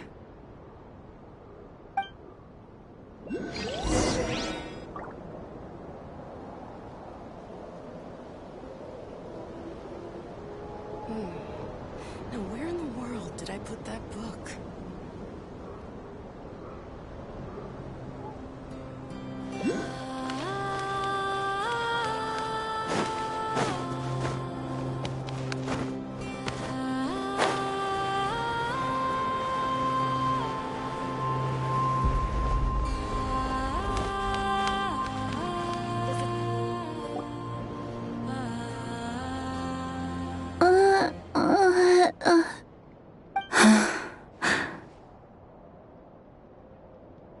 Her sensitivity to Kuvaki is flaring up again. After her last treatment, did you follow my advice and seek medical help in Nasha Town? But those doctors are all Snezhnayan. They're outsiders, compatriots of those brutes who invaded our homeland. How can we possibly trust them? Not all outsiders are enemies, Cappy. They've been treating this condition for generations. They have the experience we lack. But we're Frost Moon Scions. Should we not remember what the outsiders did to our moons? Surely the Lady Kutar will reward our devotion. But Cappy, Kutar is long... This isn't the time for a debate. O lost child, snow-swept and buffeted by the howling winds of the frigid night, let not the silver flame within you fade. By the frost moon's grace, I shall warm you, curled up as a fledgling in frozen soil.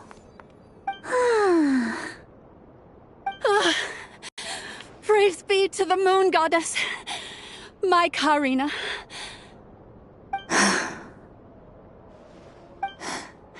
Remember, she must take powdered laka berries daily.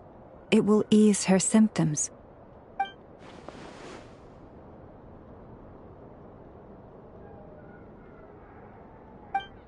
Llama?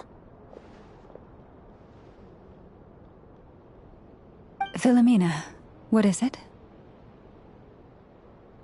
Dinner is ready. I see. Cappy, let her rest here for the night. I'll have someone bring her a blanket. All right. Thank you so much, Lady Lauma.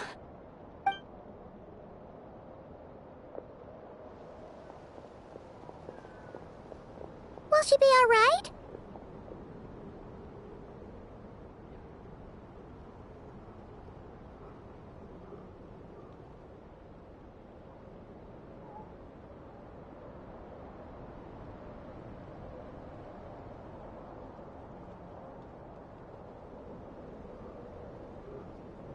Yeah! If there's anything at all we can do, please don't hesitate to ask. Thank you for your kindness. For now, though, Karina should be fine. She'll be feeling a lot better tomorrow.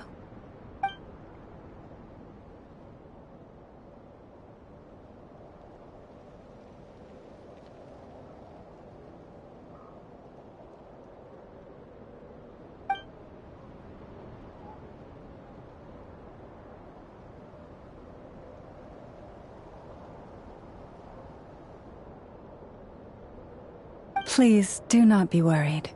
Come, let us head to dinner. I believe you still have some questions for me.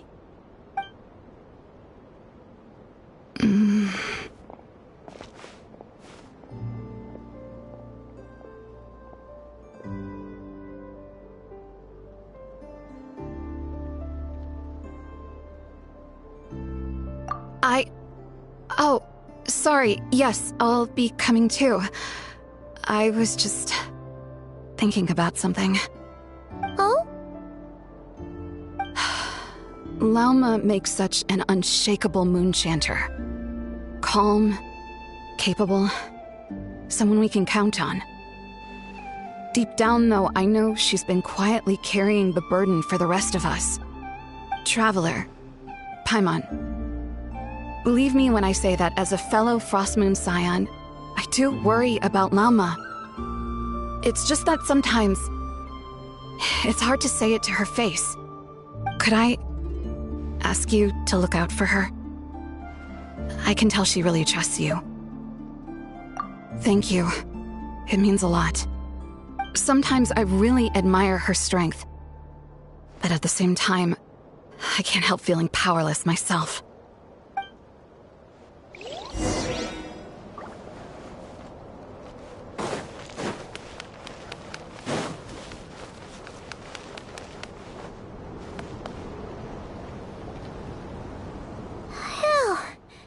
Paimon's so full. That was even better than the stuff you gave us before. I'm glad to hear it. Thank you for accepting such simple hospitality. Hey, we should be the ones thanking you. Seriously, that was seriously scrumptious. How did you even manage to finish it? This slop's barely edible. Then again, I guess that's what you'd expect from savages. It's you! Those rude old Fatui we just met back in Nasha Town! My sincerest apologies. If you found the food we gave you earlier difficult to swallow, may I suggest taking a deep breath and joining us? These delicacies might change your mind. After all, I suspect that your previous meal may have been tainted with something most unpalatable. Huh? What do you mean? Tainted with what exactly? With the bitter snobbery of those who call themselves civilized. Why, you...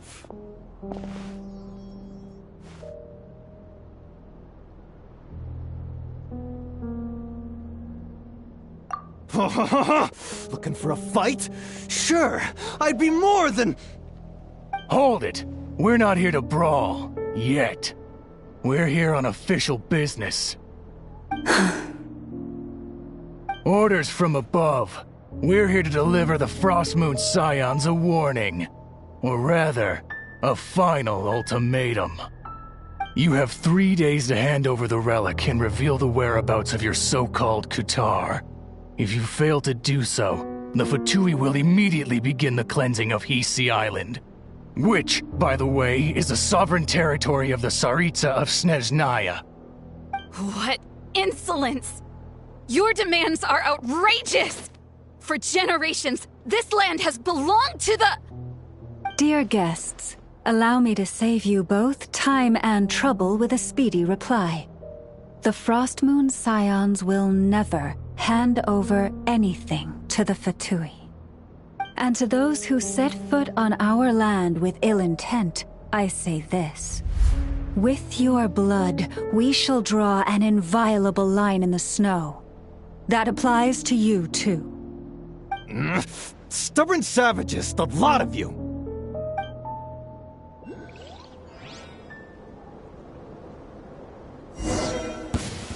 Now it's your turn. Who's there?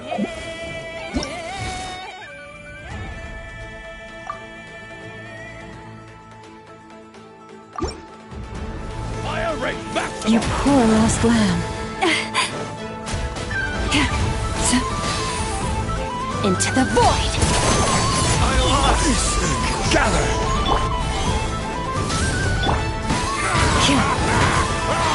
Freeze you to death!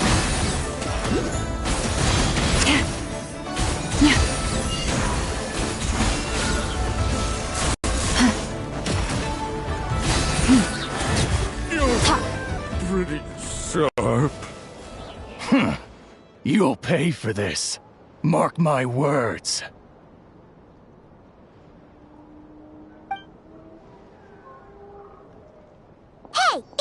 Yo, Tough, get back here and put him up! Huh. Guess all they're good for is running away. I'm so sorry. You've had to put up with far too much unpleasantness today. Come on, it's not your fault. We don't like bullies like them either. But still, they mentioned a relic in Kutar. What exactly could they be after? Oh yeah, so this might not be the best time to bring this up, but we kinda have a favor to ask of you, Lalma.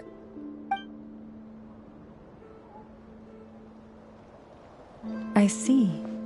So your questions concern the sacred relic too. Please, do not hesitate to speak your mind. Unlike those insolent intruders, you walk in the moonlight with open hearts. You stood by us when we needed your help, so it's only right that I return the favor. But let us continue this conversation somewhere more fitting. As it happens, there's something I'd like to show you, too.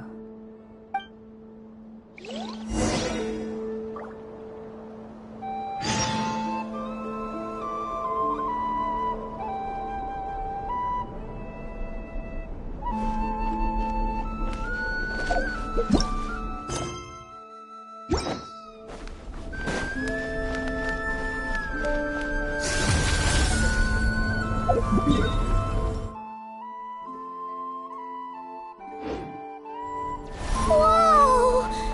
Now that's one huge statue! This is the statue of our goddess, the Moon Maiden Kutar.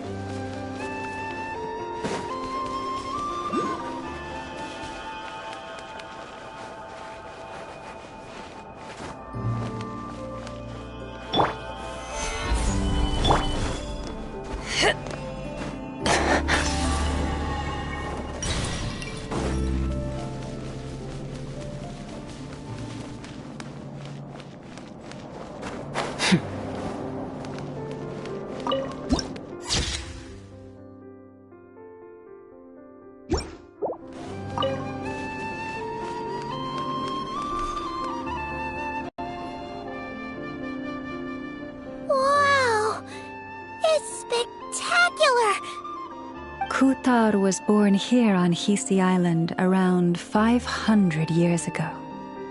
As it just so happened, a priestess of the Frost Moon Scions witnessed the moment of her birth. Instantly realizing that this was the prophesied rebirth, she quietly recorded the event and carved this statue to honor that miracle. According to legend, Kutar's birth was accompanied by the sudden appearance of many Kuhenki, who wove the moonlight that bathed her into silken vestments fit for a goddess. Hey! It's like it knows we're talking about it. From that day forth, the Kuhenki have been regarded as Kutar's familiars. Some believe that their habit of guiding travelers to hidden treasure stems from an instinct. The same one that not only drives them to protect the moon goddess, but also to make her smile. After all, according to the records, Kutar always looked lonely as she gazed up at the distant moon. Kutar left Hisi Island before I was even born. According to the previous moon chanter, the goddess was angered by our people's greed, and that is why she left us. Where did she go? No one knows what happened after she left. But just a few months ago, after those 2 ancient moon's remnants fell from the sky, she was spotted on Hisi Island once more. And the Fatui have been harassing and threatening us ever since. Judging from what they've said, our moon goddess is actually their missing harbinger, Columbina, the damselette. The damselette? But isn't she number 3 amongst the Fatui harbingers? So she's actually the moon goddess. Why would she join the Fatui then? That too is a question I've struggled with. But even at the best of times, understanding other people's choices is difficult, let alone those of a goddess. Plus, forgive me, there I go again, rambling on about our history. But you came here to ask about the sacred relic, didn't you? Honestly, Paimon's not sure which part she's more curious about now. Since ancient times, the Frost Moon Scions have had in our possession a special fragment of the ancient moon's remnants. A piece in which I sense a power unlike any other. Successive generations of moon chanters have all detected a divine presence within it. We call this unique remnant the Moon Marrow. We heard you can use it to see what happened in the past. What is it in particular that you seek from the past? Well, basically, to cut a long story short, the traveler here is actually from outside of Tibet. Oh.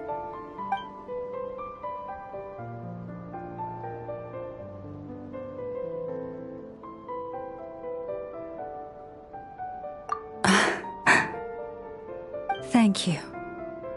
Your honesty is a sign of your trust, both in me and the Frost Moon Scions. Unfortunately, though, I won't be able to use the Moon Marrow to shed light on your past just yet. Our people revere the Moon Marrow as a sacred relic. I'm only permitted to retrieve it from the secret chamber in which it is hidden once a year, on Moon Prayer Night. Oh, really? So, when's the next Moon Prayer Night? Judging from the tides this evening, a little less than 2 months. Huh? Does that mean the date changes every year? The ceremony is held on the night when the moon is closest to Tevat. This is also when Nodcry's Kuvaki reaches its peak. Only then can the seal on the secret chamber be lifted. Oh, guess we've got no choice but to wait. I am truly sorry that I cannot help you sooner. But, as the Moon Chanter, I swear that I will do everything I can to help you find the answers you seek. Think nothing of it. After all you've done for us, you deserve nothing less.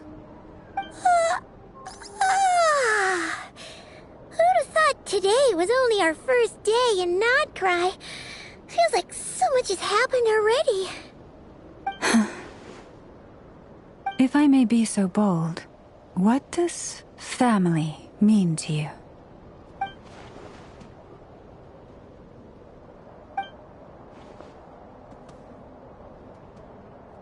If you are aware of something, a secret that could hurt your family, would you be honest with them? Or try to hide it?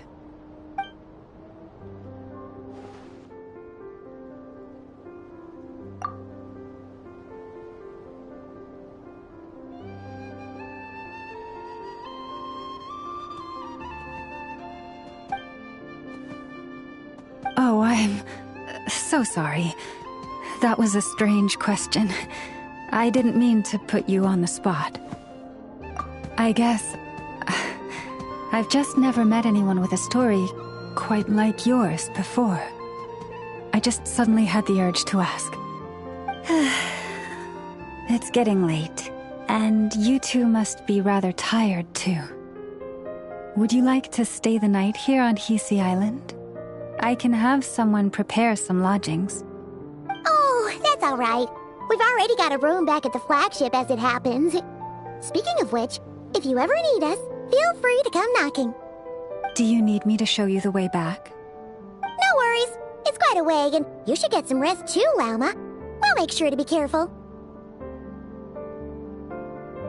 Understood. Then I won't keep you.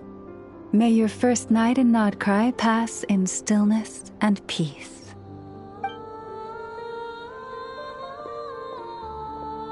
So, what you thinking? Sure was an eventful day, huh? The good news is, we're not at a dead end in the search for your spaceship yet. We can always learn more about this place while we wait. The usual drill, huh?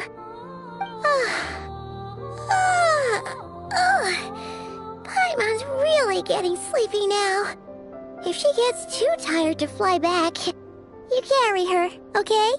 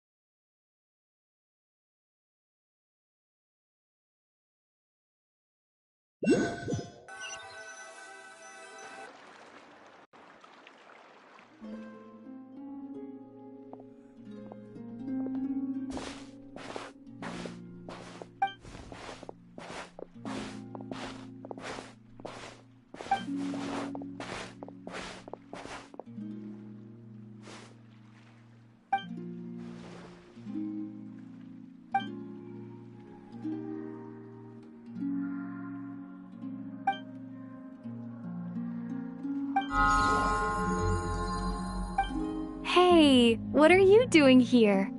Oh, these flowers. I remember when you first appeared, there were flowers like this all around you.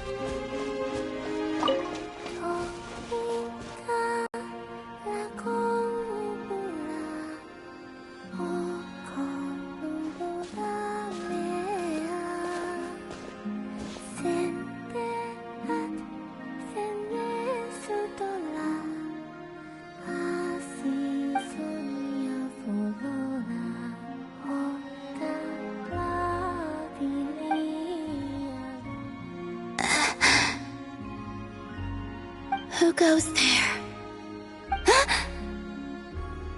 How did you get in here? I am but a passing traveler. I followed your song here. I'm very sorry if I've intruded. Akuhenki. She brought you here.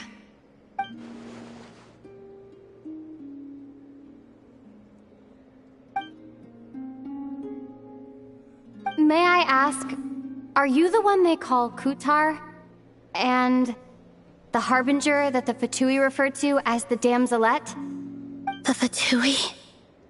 Are you here at their behest?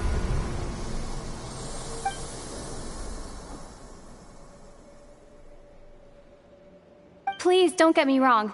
I have no intention of doing anything for the Fatui. I just wanted to ask you about Nodcry. And the moons. The moons? Do not believe in what you can see. What truly matters is what you cannot.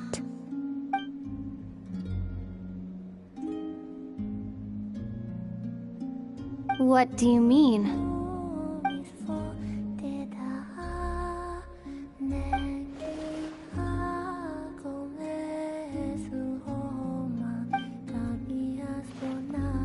Listen, I'm the Traveler. I'm on a journey through the nations of Teyvat. Hello.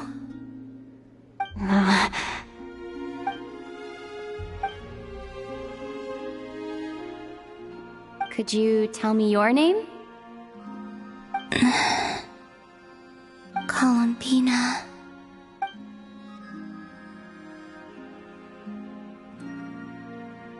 Kutar, the damselette, the moon goddess.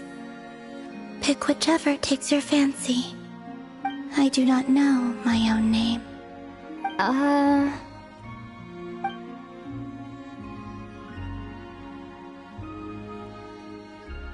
Then...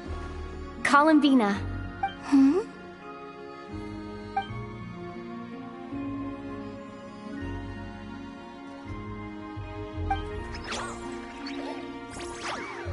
This Kuhenki, this Luanatar, did you bring her into being? Come here, little one.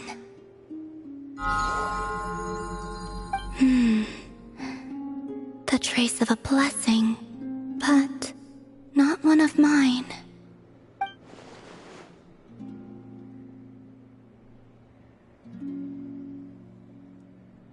People always assume I can do many things.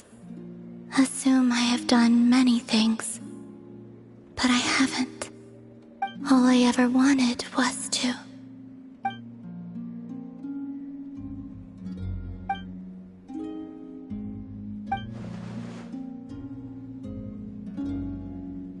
It's about time I got going. I'm very sorry for disturbing you today.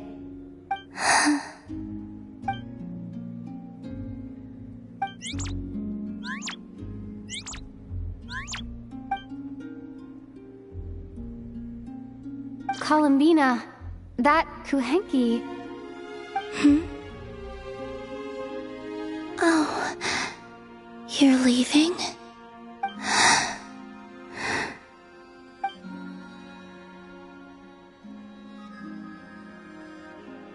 Go then.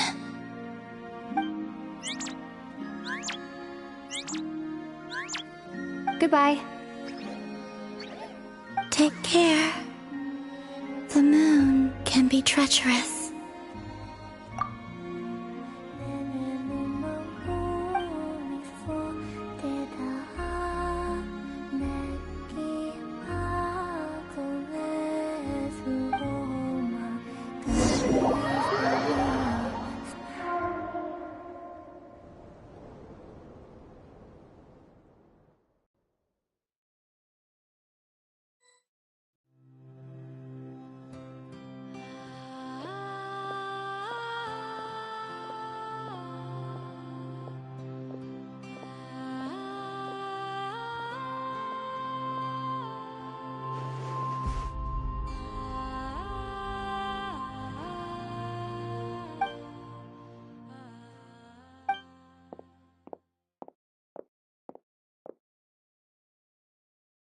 Wait, is that...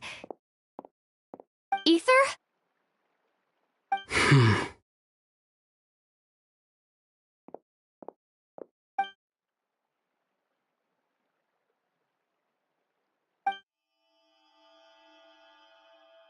Ether!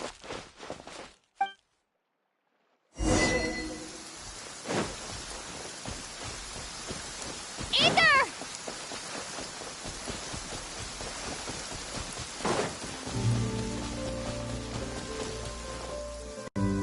Ether... Lumine, it's you. Why are you here on Hisi Island? If I told you I was here in search of the Frostmoon Scion's sacred relic, what would you think?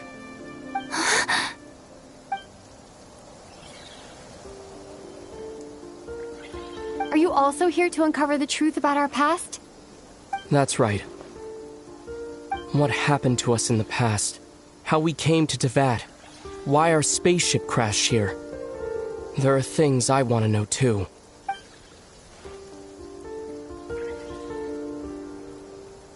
But I'm not about to sit around waiting for another 2 months to find out. Wait! Wait. But I still have unfinished business.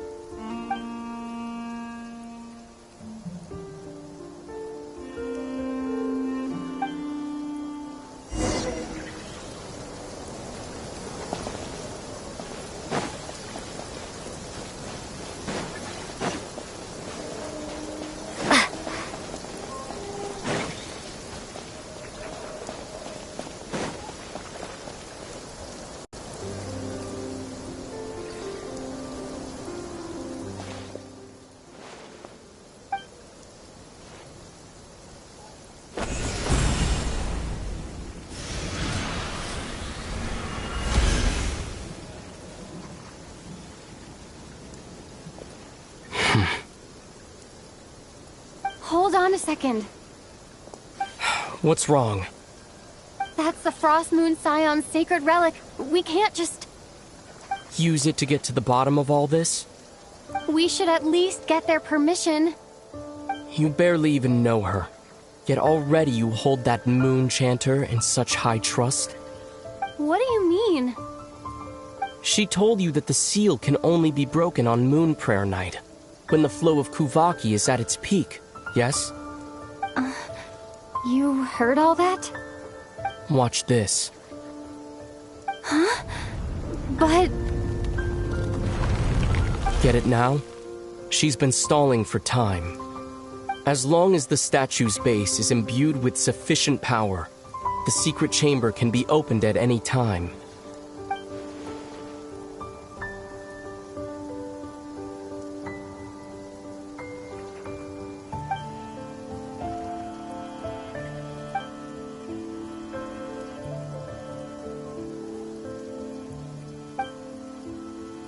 Is it such a sin when I don't put all my cards on the table for you, but not when someone else is doing it?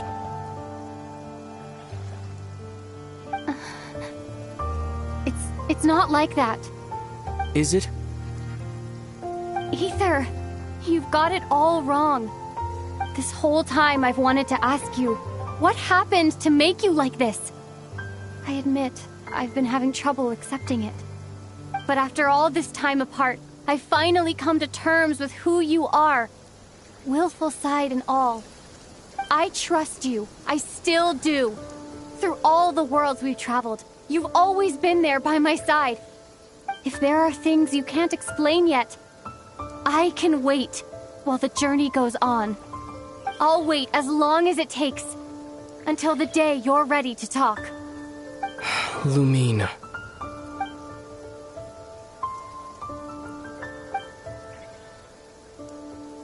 I'm not looking to borrow the Moon Marrow simply because of our past. It holds answers about the very origins of Teyvat. I've always believed that if you want the truth, you have to see the whole story for yourself. I'm not asking you to trust me, Lumine.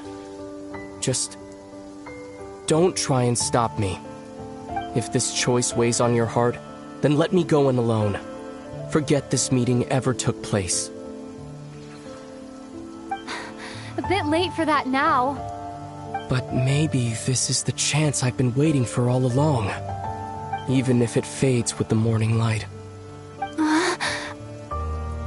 I want to go with you. You sure? Yeah. Then let's go. Ether. It's been ages since we went on an adventure together. I can't wait. Really? You think I'd lie to my little sis?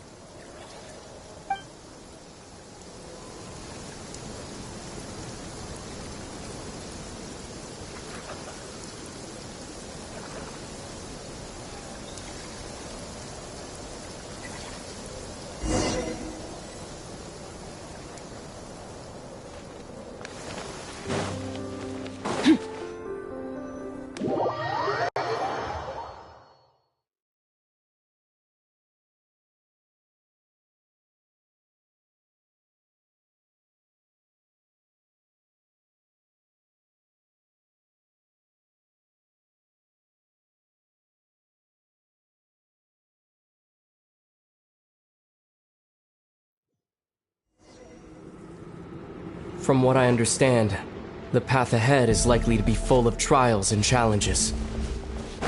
A deterrence against intruders, and a test for those who truly seek entrance. Nah, I doubt the two of us will have any problems. I agree. Still, if we get separated, things could get tricky. Best we move together and watch each other's backs. Even the sound of your footsteps takes me right back. As a warrior, as a traveler, looks like this is the first trial.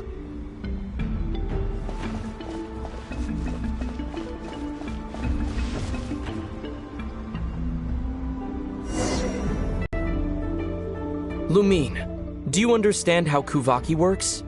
How it exacts force through push and pull? Okay, I'll leave it to you.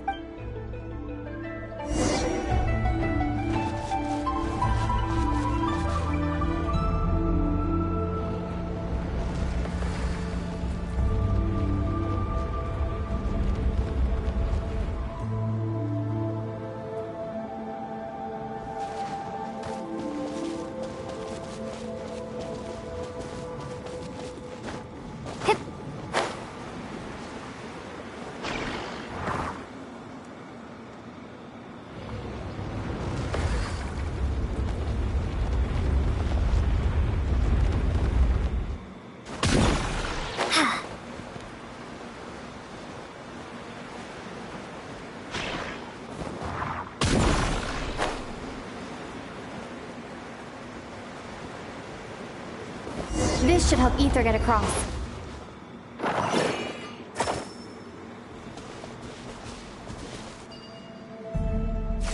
Ether!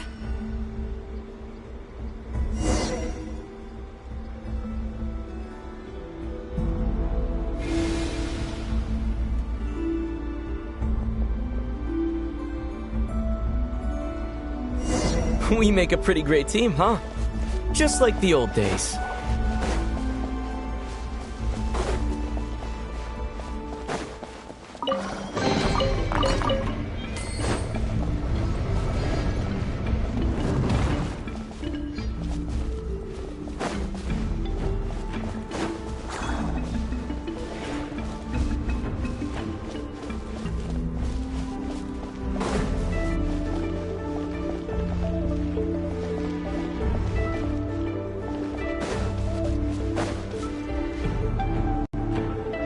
A wide open space.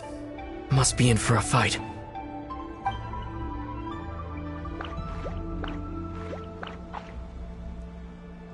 Was that it? What a letdown.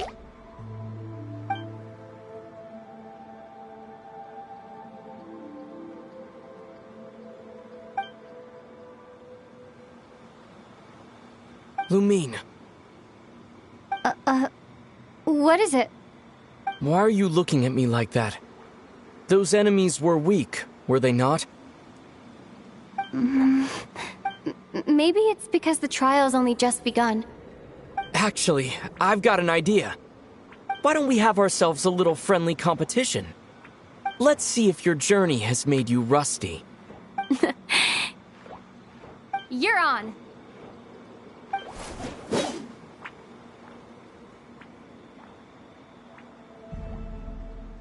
I won't lose to you, Ether.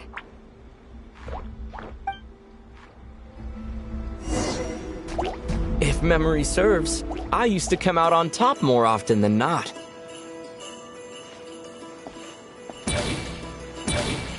You sure you're alright? Seems your memory's slipping, Ether. Save it. We'll know who's stronger soon enough. Let's see what you've got.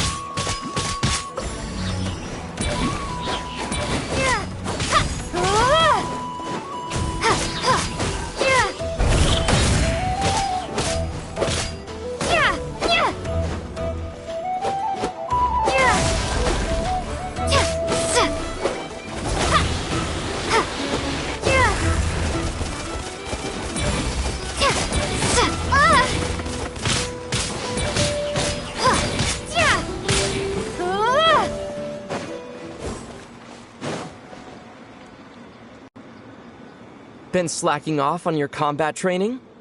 Or has no one been around to keep you in shape? No, I just wanted to let you win. Been too busy practicing your excuses instead, huh?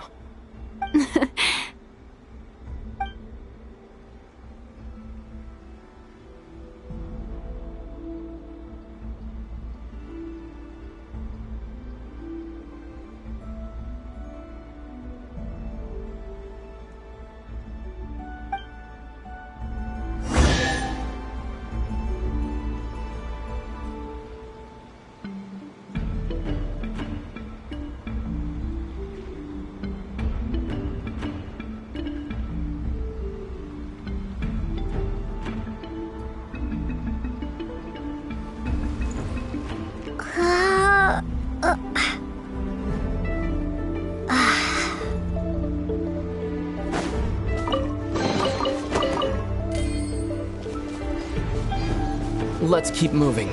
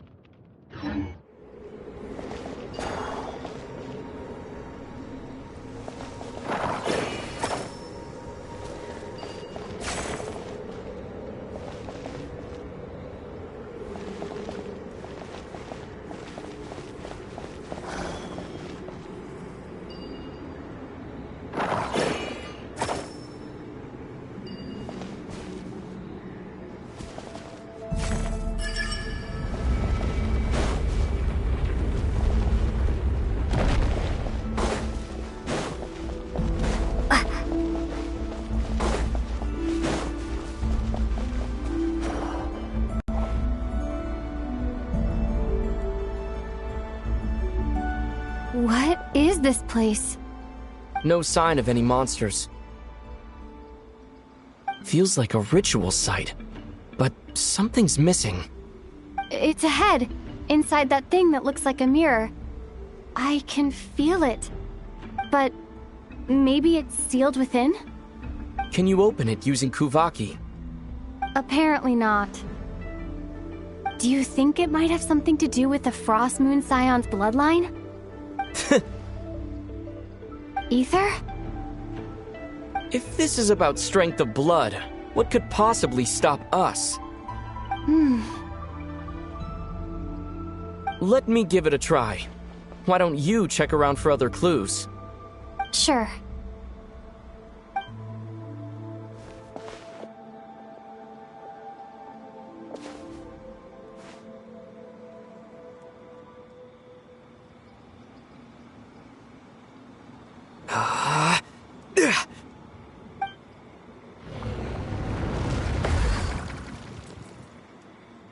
Found it. This should do the trick. Okay.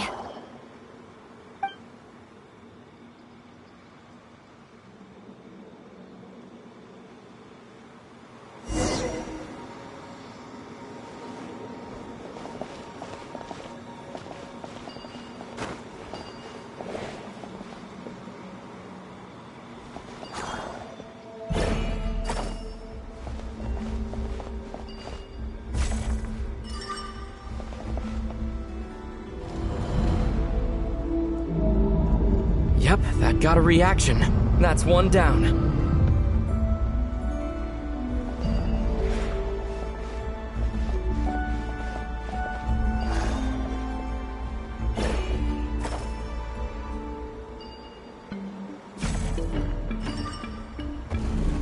Nicely done.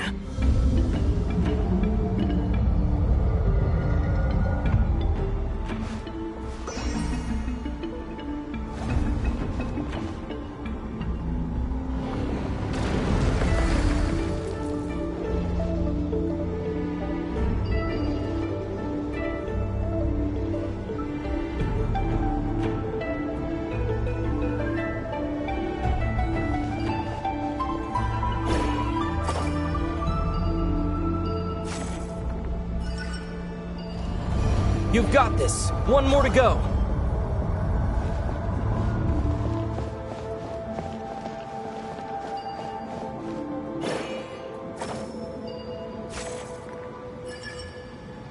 Good work, Lumine.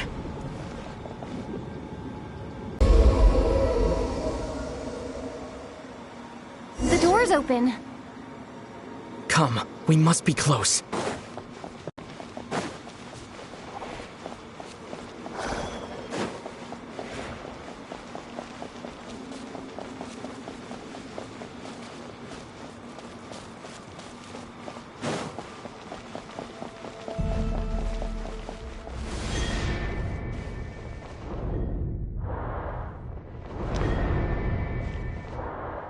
Stay on your toes now. Have you considered that I might be the more experienced between us? Is that so?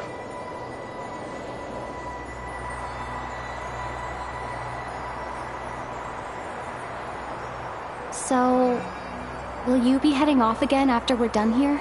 Maybe. Maybe not. Another cryptic response. Don't worry about things that haven't happened yet.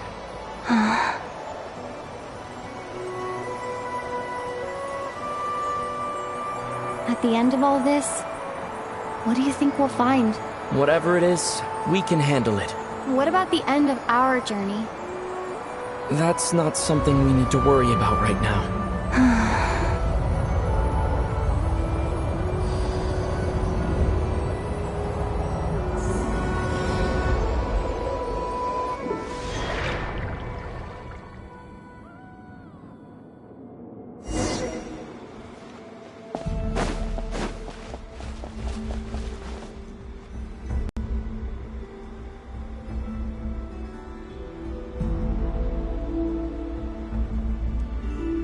Looks like the final trial is just up ahead. Ready for battle? When have I ever not been? What's wrong? Going on an adventure with you side by side, it's been so exciting. But at the same time, it just feels surreal, I guess. Maybe because it's been so long. You know, this is only the second time we fought together since the day we both woke up in Teyvat. Maybe that's it. Lumine, let the light of our blades come together once more, just like they did in the past. Ether. This is a night of miracles, an adventure that belongs to us. Let's not weigh it down with worries and regrets. This is our adventure.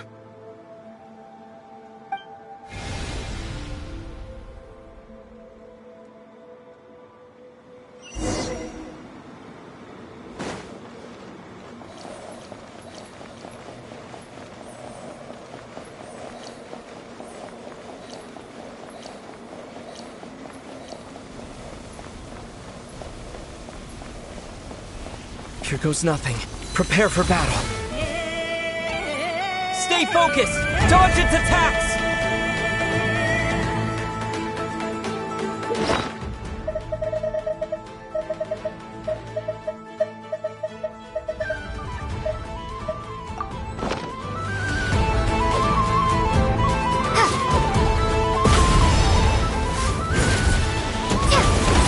Don't forget to heal yourself!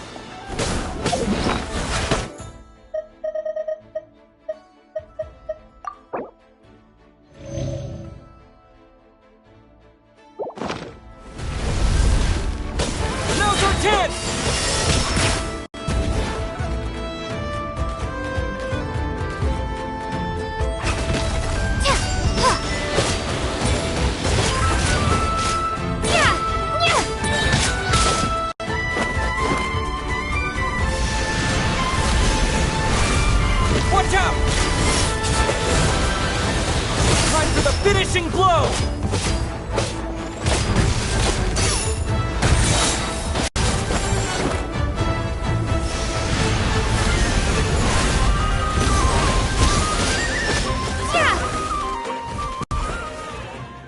It's over. Nicely done. Flawless execution. Couldn't have pulled it off without your backup. Not too shabby at all. As for what you were saying, yes, I should have come to see you earlier. Or at the very least. Spent more time with me, going on adventures like this? Something like that. Instead of just running off and expecting you to follow my trail. Wait a sec. That's not an official apology, is it? That goes without saying. Come on, time to claim the treasure we came for.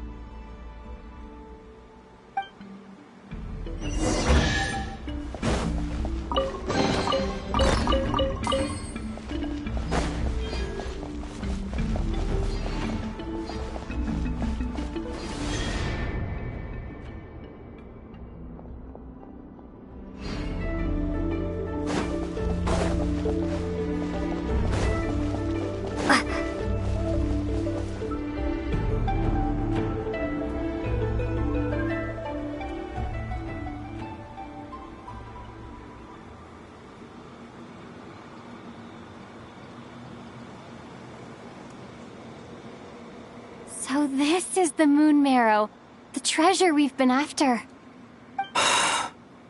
All right, go get it for me, Lumine. It belongs to me.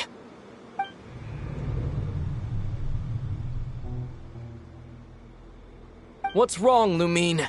After everything we've just been through, you still don't trust me? Don't you want to know the truth too? Just like I do? Rest assured, I'll share the truth with you afterwards. Now go, bring it to me.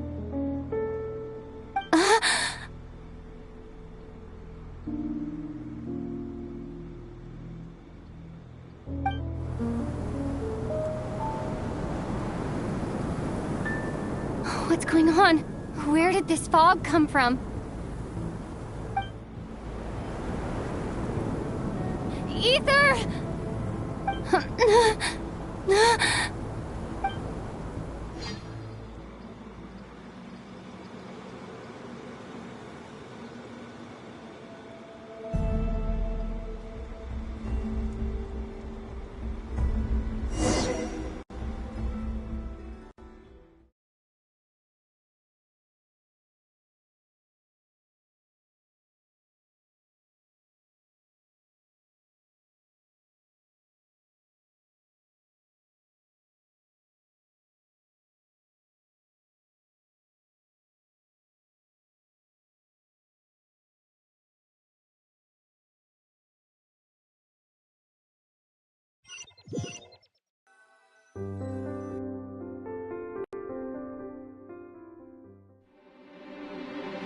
Ether!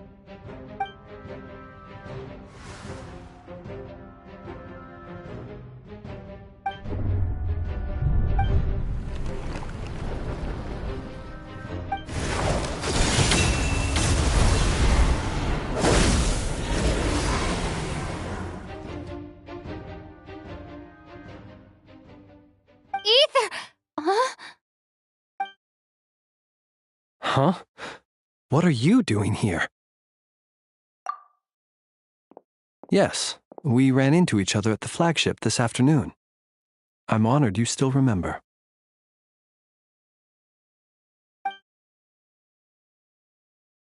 Are you looking for something here?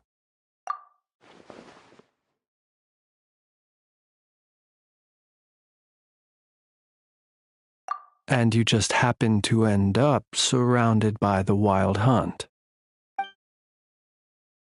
Sorry, I did not intend to come off as pointing fingers. Indeed, perhaps our courses of action do not differ so greatly. Not exactly.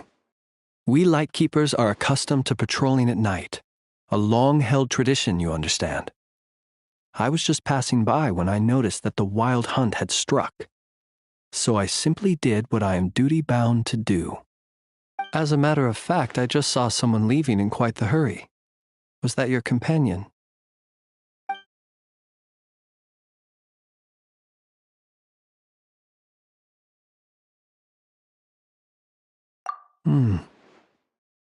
Perhaps I should take my leave now. After all, my patrol isn't over yet. Nodcry is a dangerous place to be at night. I'd advise that you head back soon as well.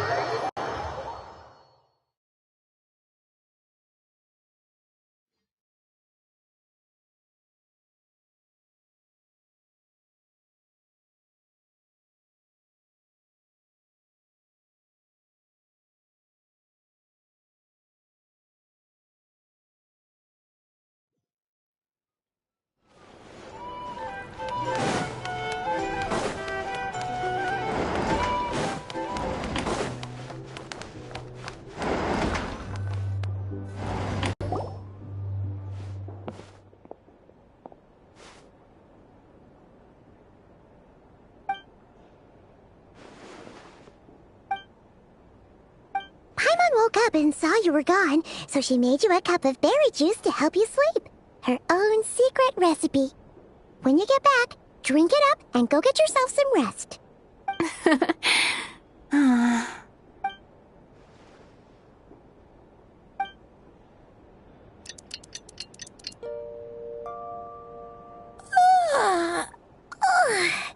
Good morning?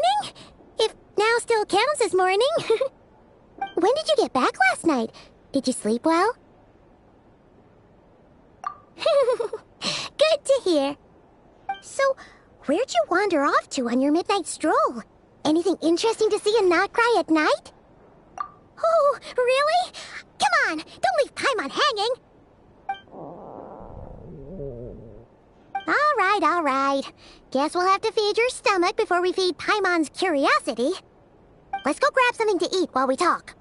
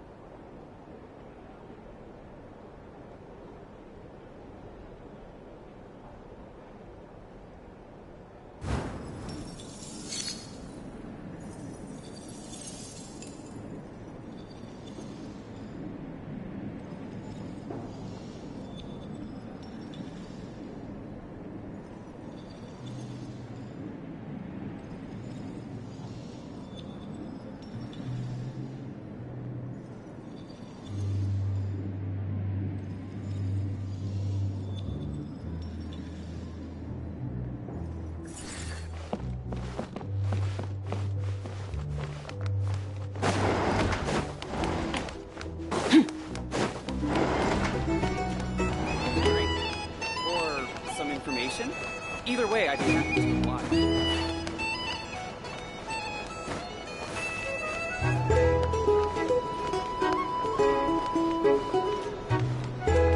These are bounties.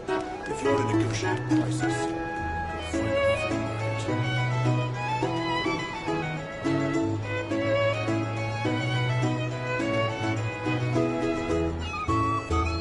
Phew! This is just the best, huh? Free food, free lodgings. This park is friend for life material, that's for sure. Hey, did you hear what happened? Hear about what? You know, all that commotion over at the Frostmoon Scions. Crazy, huh?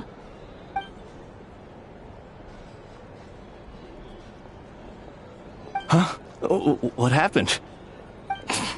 See what I mean? Completely oblivious to what's going on around you. The sacred relic of theirs.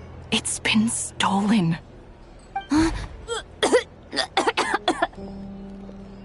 Hey, slow down!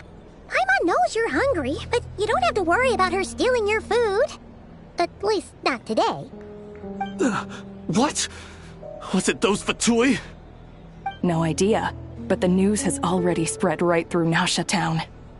What did their high priestess... what do they call her again? The moon... something... Anyway, what did she say about it? What could she say? She's the one who discovered it was missing.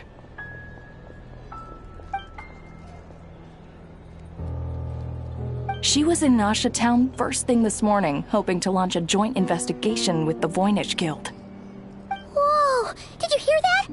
Lauma and the others, their sacred relic's been stolen! Who in Teyvat would even have the nerve? Paimon bets it was that bunch of good-for-nothing, rule-breaking, troublemaking Fatui!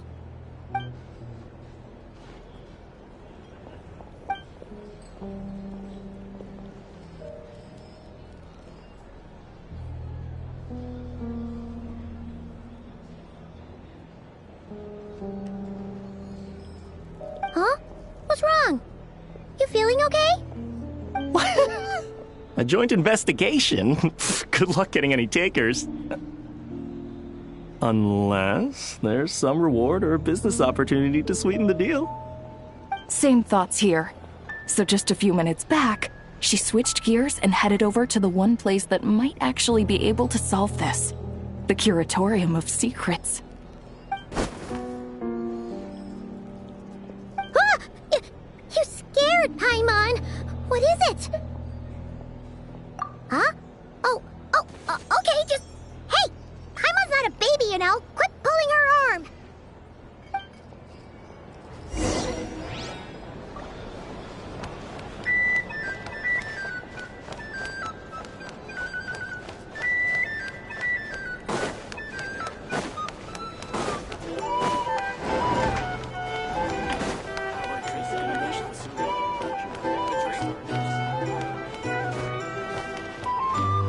these are bounties. If you want to negotiate prices.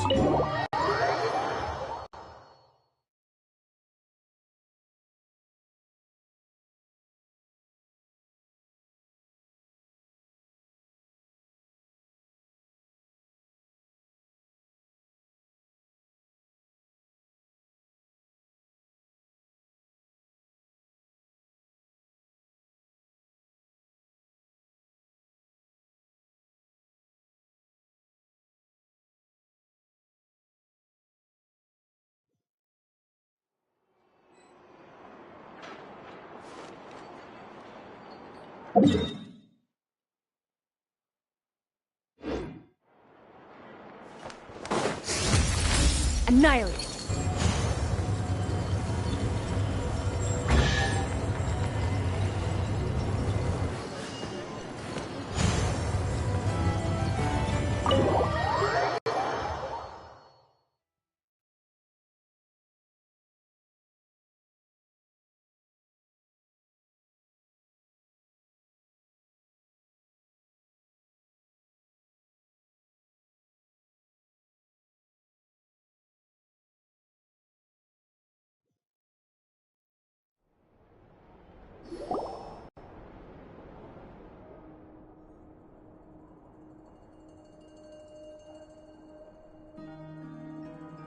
Huh? There's no one here. But didn't they just say Lauma came this way a few minutes ago?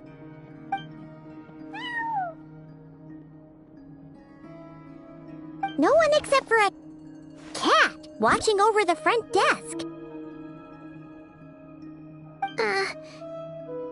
Excuse... meow?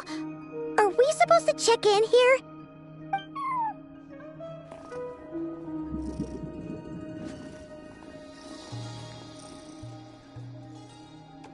No idea what that means.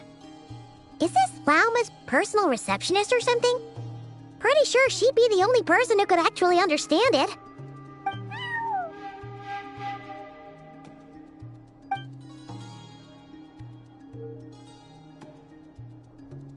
Huh? It's heading into that room! But why not? Like I told you already, that's just... Huh? Another client.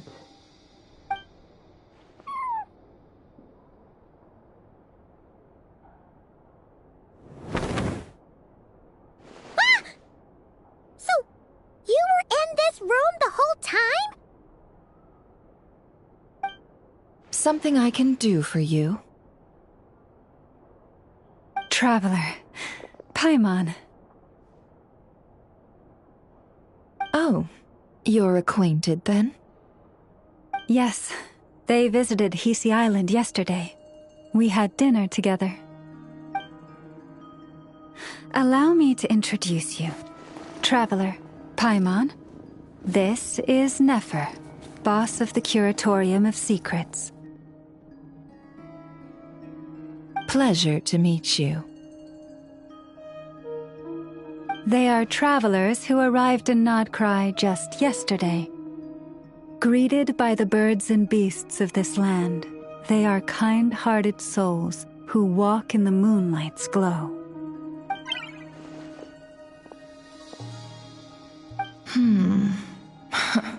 Interesting. Thank you, Lauma, but you need not have introduced them. They are great heroes, renowned throughout the nations beyond our borders.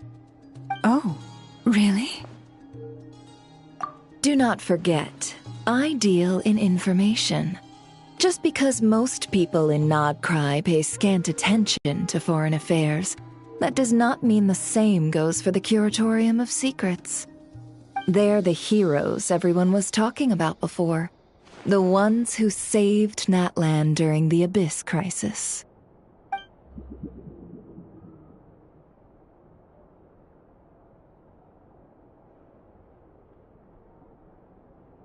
I see. We Frostmoon Scions seldom leave our domain, so I had not heard of your heroic deeds. Please, forgive my ignorance. It's no big deal. We were hoping to keep a low profile anyway. If we had to list all of our titles and good deeds, we'd be talking till sundown, and then some.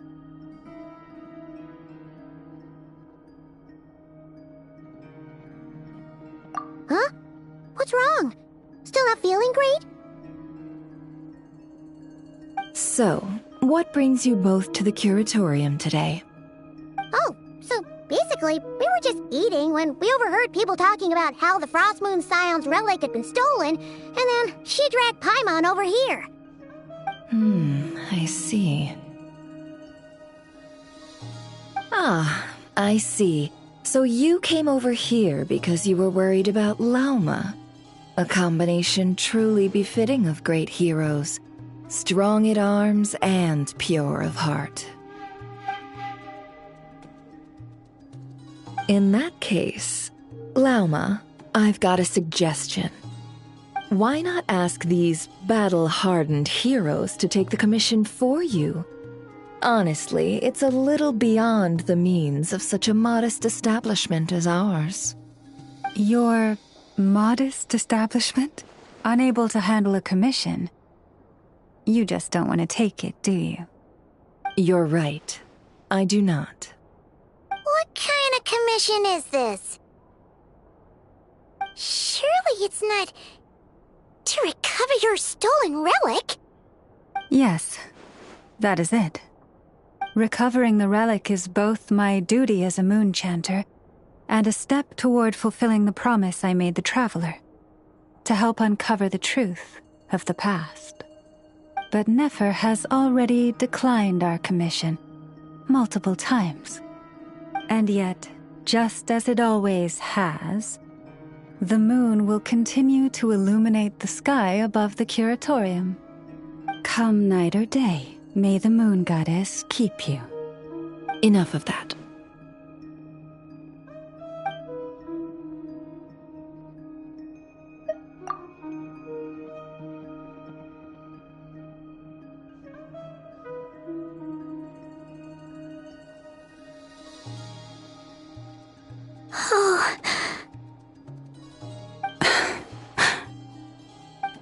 So, according to her, she never came into contact with the relic. So she suspects her brother may have taken it. I understand. The Frostmoon Scion's secret chamber has remained hidden from the world for generations. But the reason outsiders are forbidden entry is not only to prevent theft. Within the chamber lie ancient trials, challenges designed to test the worthiness of those who enter. To intrude without rightful cause is a most perilous act indeed. So please, don't be too hard on yourself. The fact that you made it through those trials proves your right to stand before the relic. To put it simply, the moon marrow itself has deemed you worthy. No. Your honesty tells me everything. You never sought to take the moon marrow for yourself. As for what happened at the end, I suspect the chamber's protection mechanism may have been activated. Among those who entered the final chamber, there was either someone with impure intent, or else an abyssal presence. The Abyss?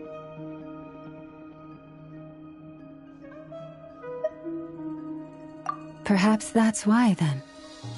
Either way, the moon marrow was taken. And I believe you. So the problem remains the same. I need to recover our relic. See? Didn't I tell you it would all work out in the end? But before everyone starts celebrating, forgive me for asking just one more thing. Are you absolutely sure your brother took the relic? What do you mean?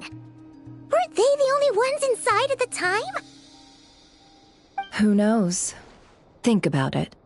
After your brother broke the seal with abyssal power, what was to stop someone else from following you in there? In theory, nothing. And as it just so happens, I received a tip-off from one of my sources earlier this morning. Word is, today of all days, the Fatui suddenly called off their search for the relic. What? Huh? Why? Well, either they woke up this morning and suddenly decided they'd lost all interest, or... Exactly.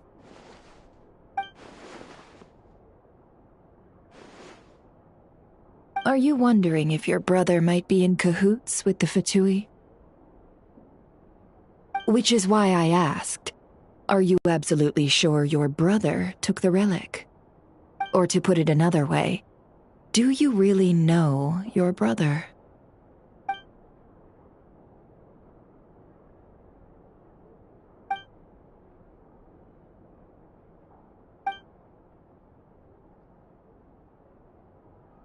In other words, it's highly likely that the Fatui already have the moon marrow. So, basically, all we need to do is find our way into that Fatui research facility, and we should be able to get to the bottom of this, right? Congratulations, you've found your answer.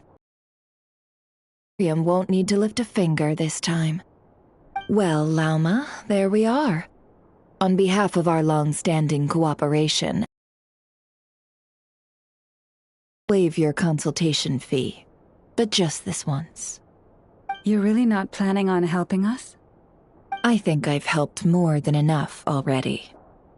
If we're to stand any chance of infiltrating that facility, we'll need the help of a specialist. Just so you don't get the wrong idea, let me make myself crystal clear. The Curatorium of Secrets has always striven to abide by a policy of strict neutrality. We do not take sides with any faction in Nodcry. I cannot help the leader of the Frostmoon Scions sneak into a Fatui facility. That would make me their enemy. When one of their harbingers asked me to help them infiltrate your territory, I gave them the same answer. No. All right, I understand. But I do have one final request. I promise it's my last. It had better be. No matter who it is, I want you to help us persuade the next person who walks through that door to join us. What is she up to? You're that desperate for help? What if it's a member of the Fatui? It doesn't matter. You're welcome to tell them everything, even about our plans to infiltrate the Experimental Design Bureau. All I'm asking is for you to say one thing, just one thing to help persuade them. If you do that, I promise I won't ask you for anything else.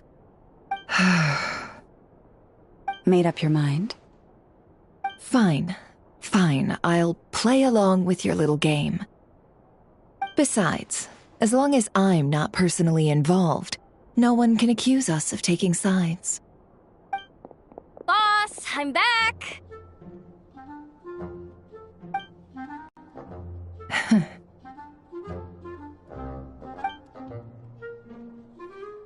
You won't believe the luck I've been having today. Remember you sent me to find that runaway cat, yeah? And you said I'd only be back after dark? Well, guess what? Right after I left the house, this big ibis flew over and the missing cat was right in its claws. And once it got close, it loosened its grip and... Boss, you're meeting clients. I'm so sorry. I'll get out of your way.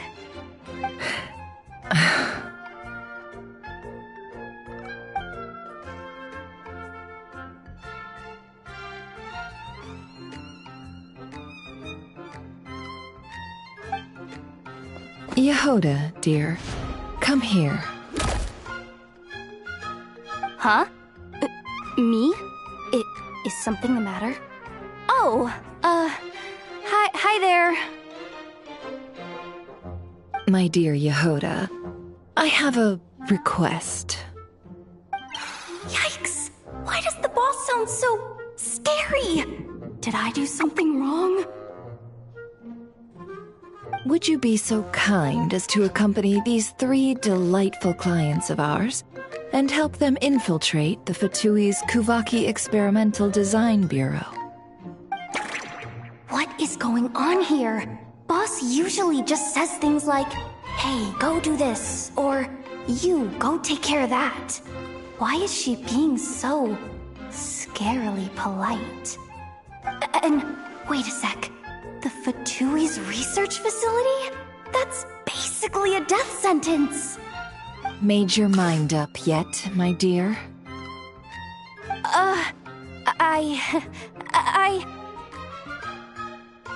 What is up with Boss today? Am I supposed to say yes to this? Or maybe it's because the mission's too risky, so she's actually looking out for me? Why is everyone looking at me like that? Is this some kind of test? I can't let the boss down. Can I? Have you made up your mind?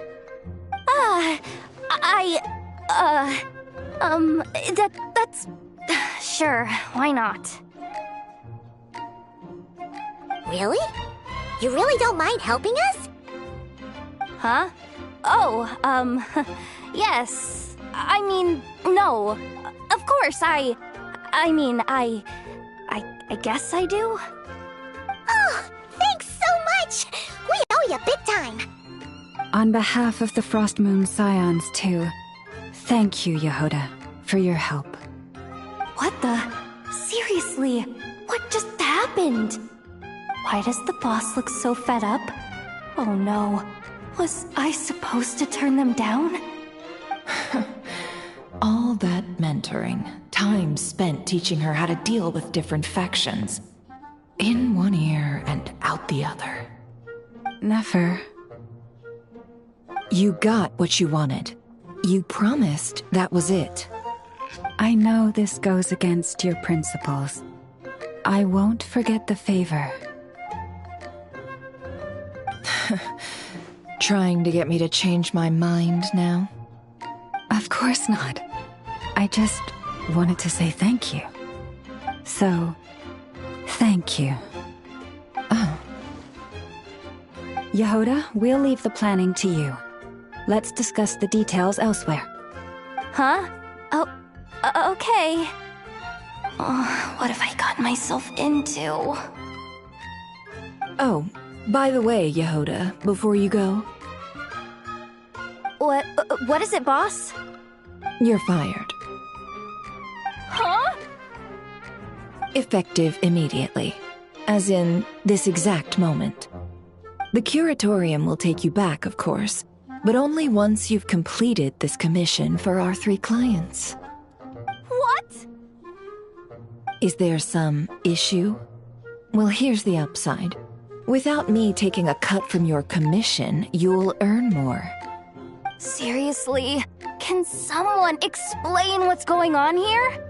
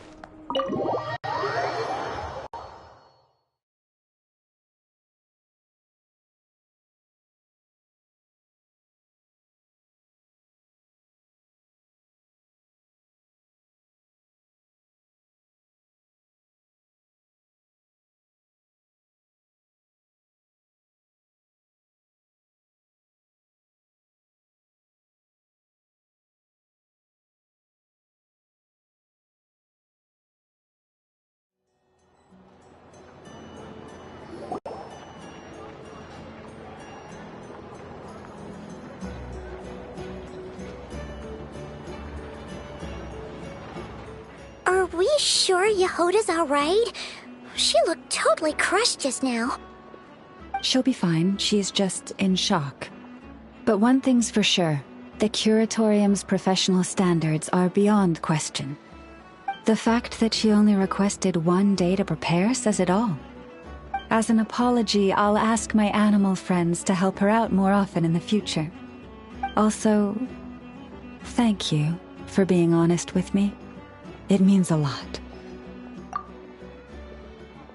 Was it really, though? As far as I see it, trusting your family is never wrong. In this case, let's call it a misjudgment. But the truth is, we all make mistakes every now and then. What matters is how we deal with the consequences. So, in return for your sincerity, there's something I'd like to share with the 2 of you as well. Oh? What is it? Perhaps it is something best said under the moon's gentle light. Would the 2 of you meet me on Hisi Island tonight? Oh, it does sound important. You're right, there's too many people here. Somewhere quieter makes a lot more sense. Thank you both for understanding. Then let us meet beneath the moonlight.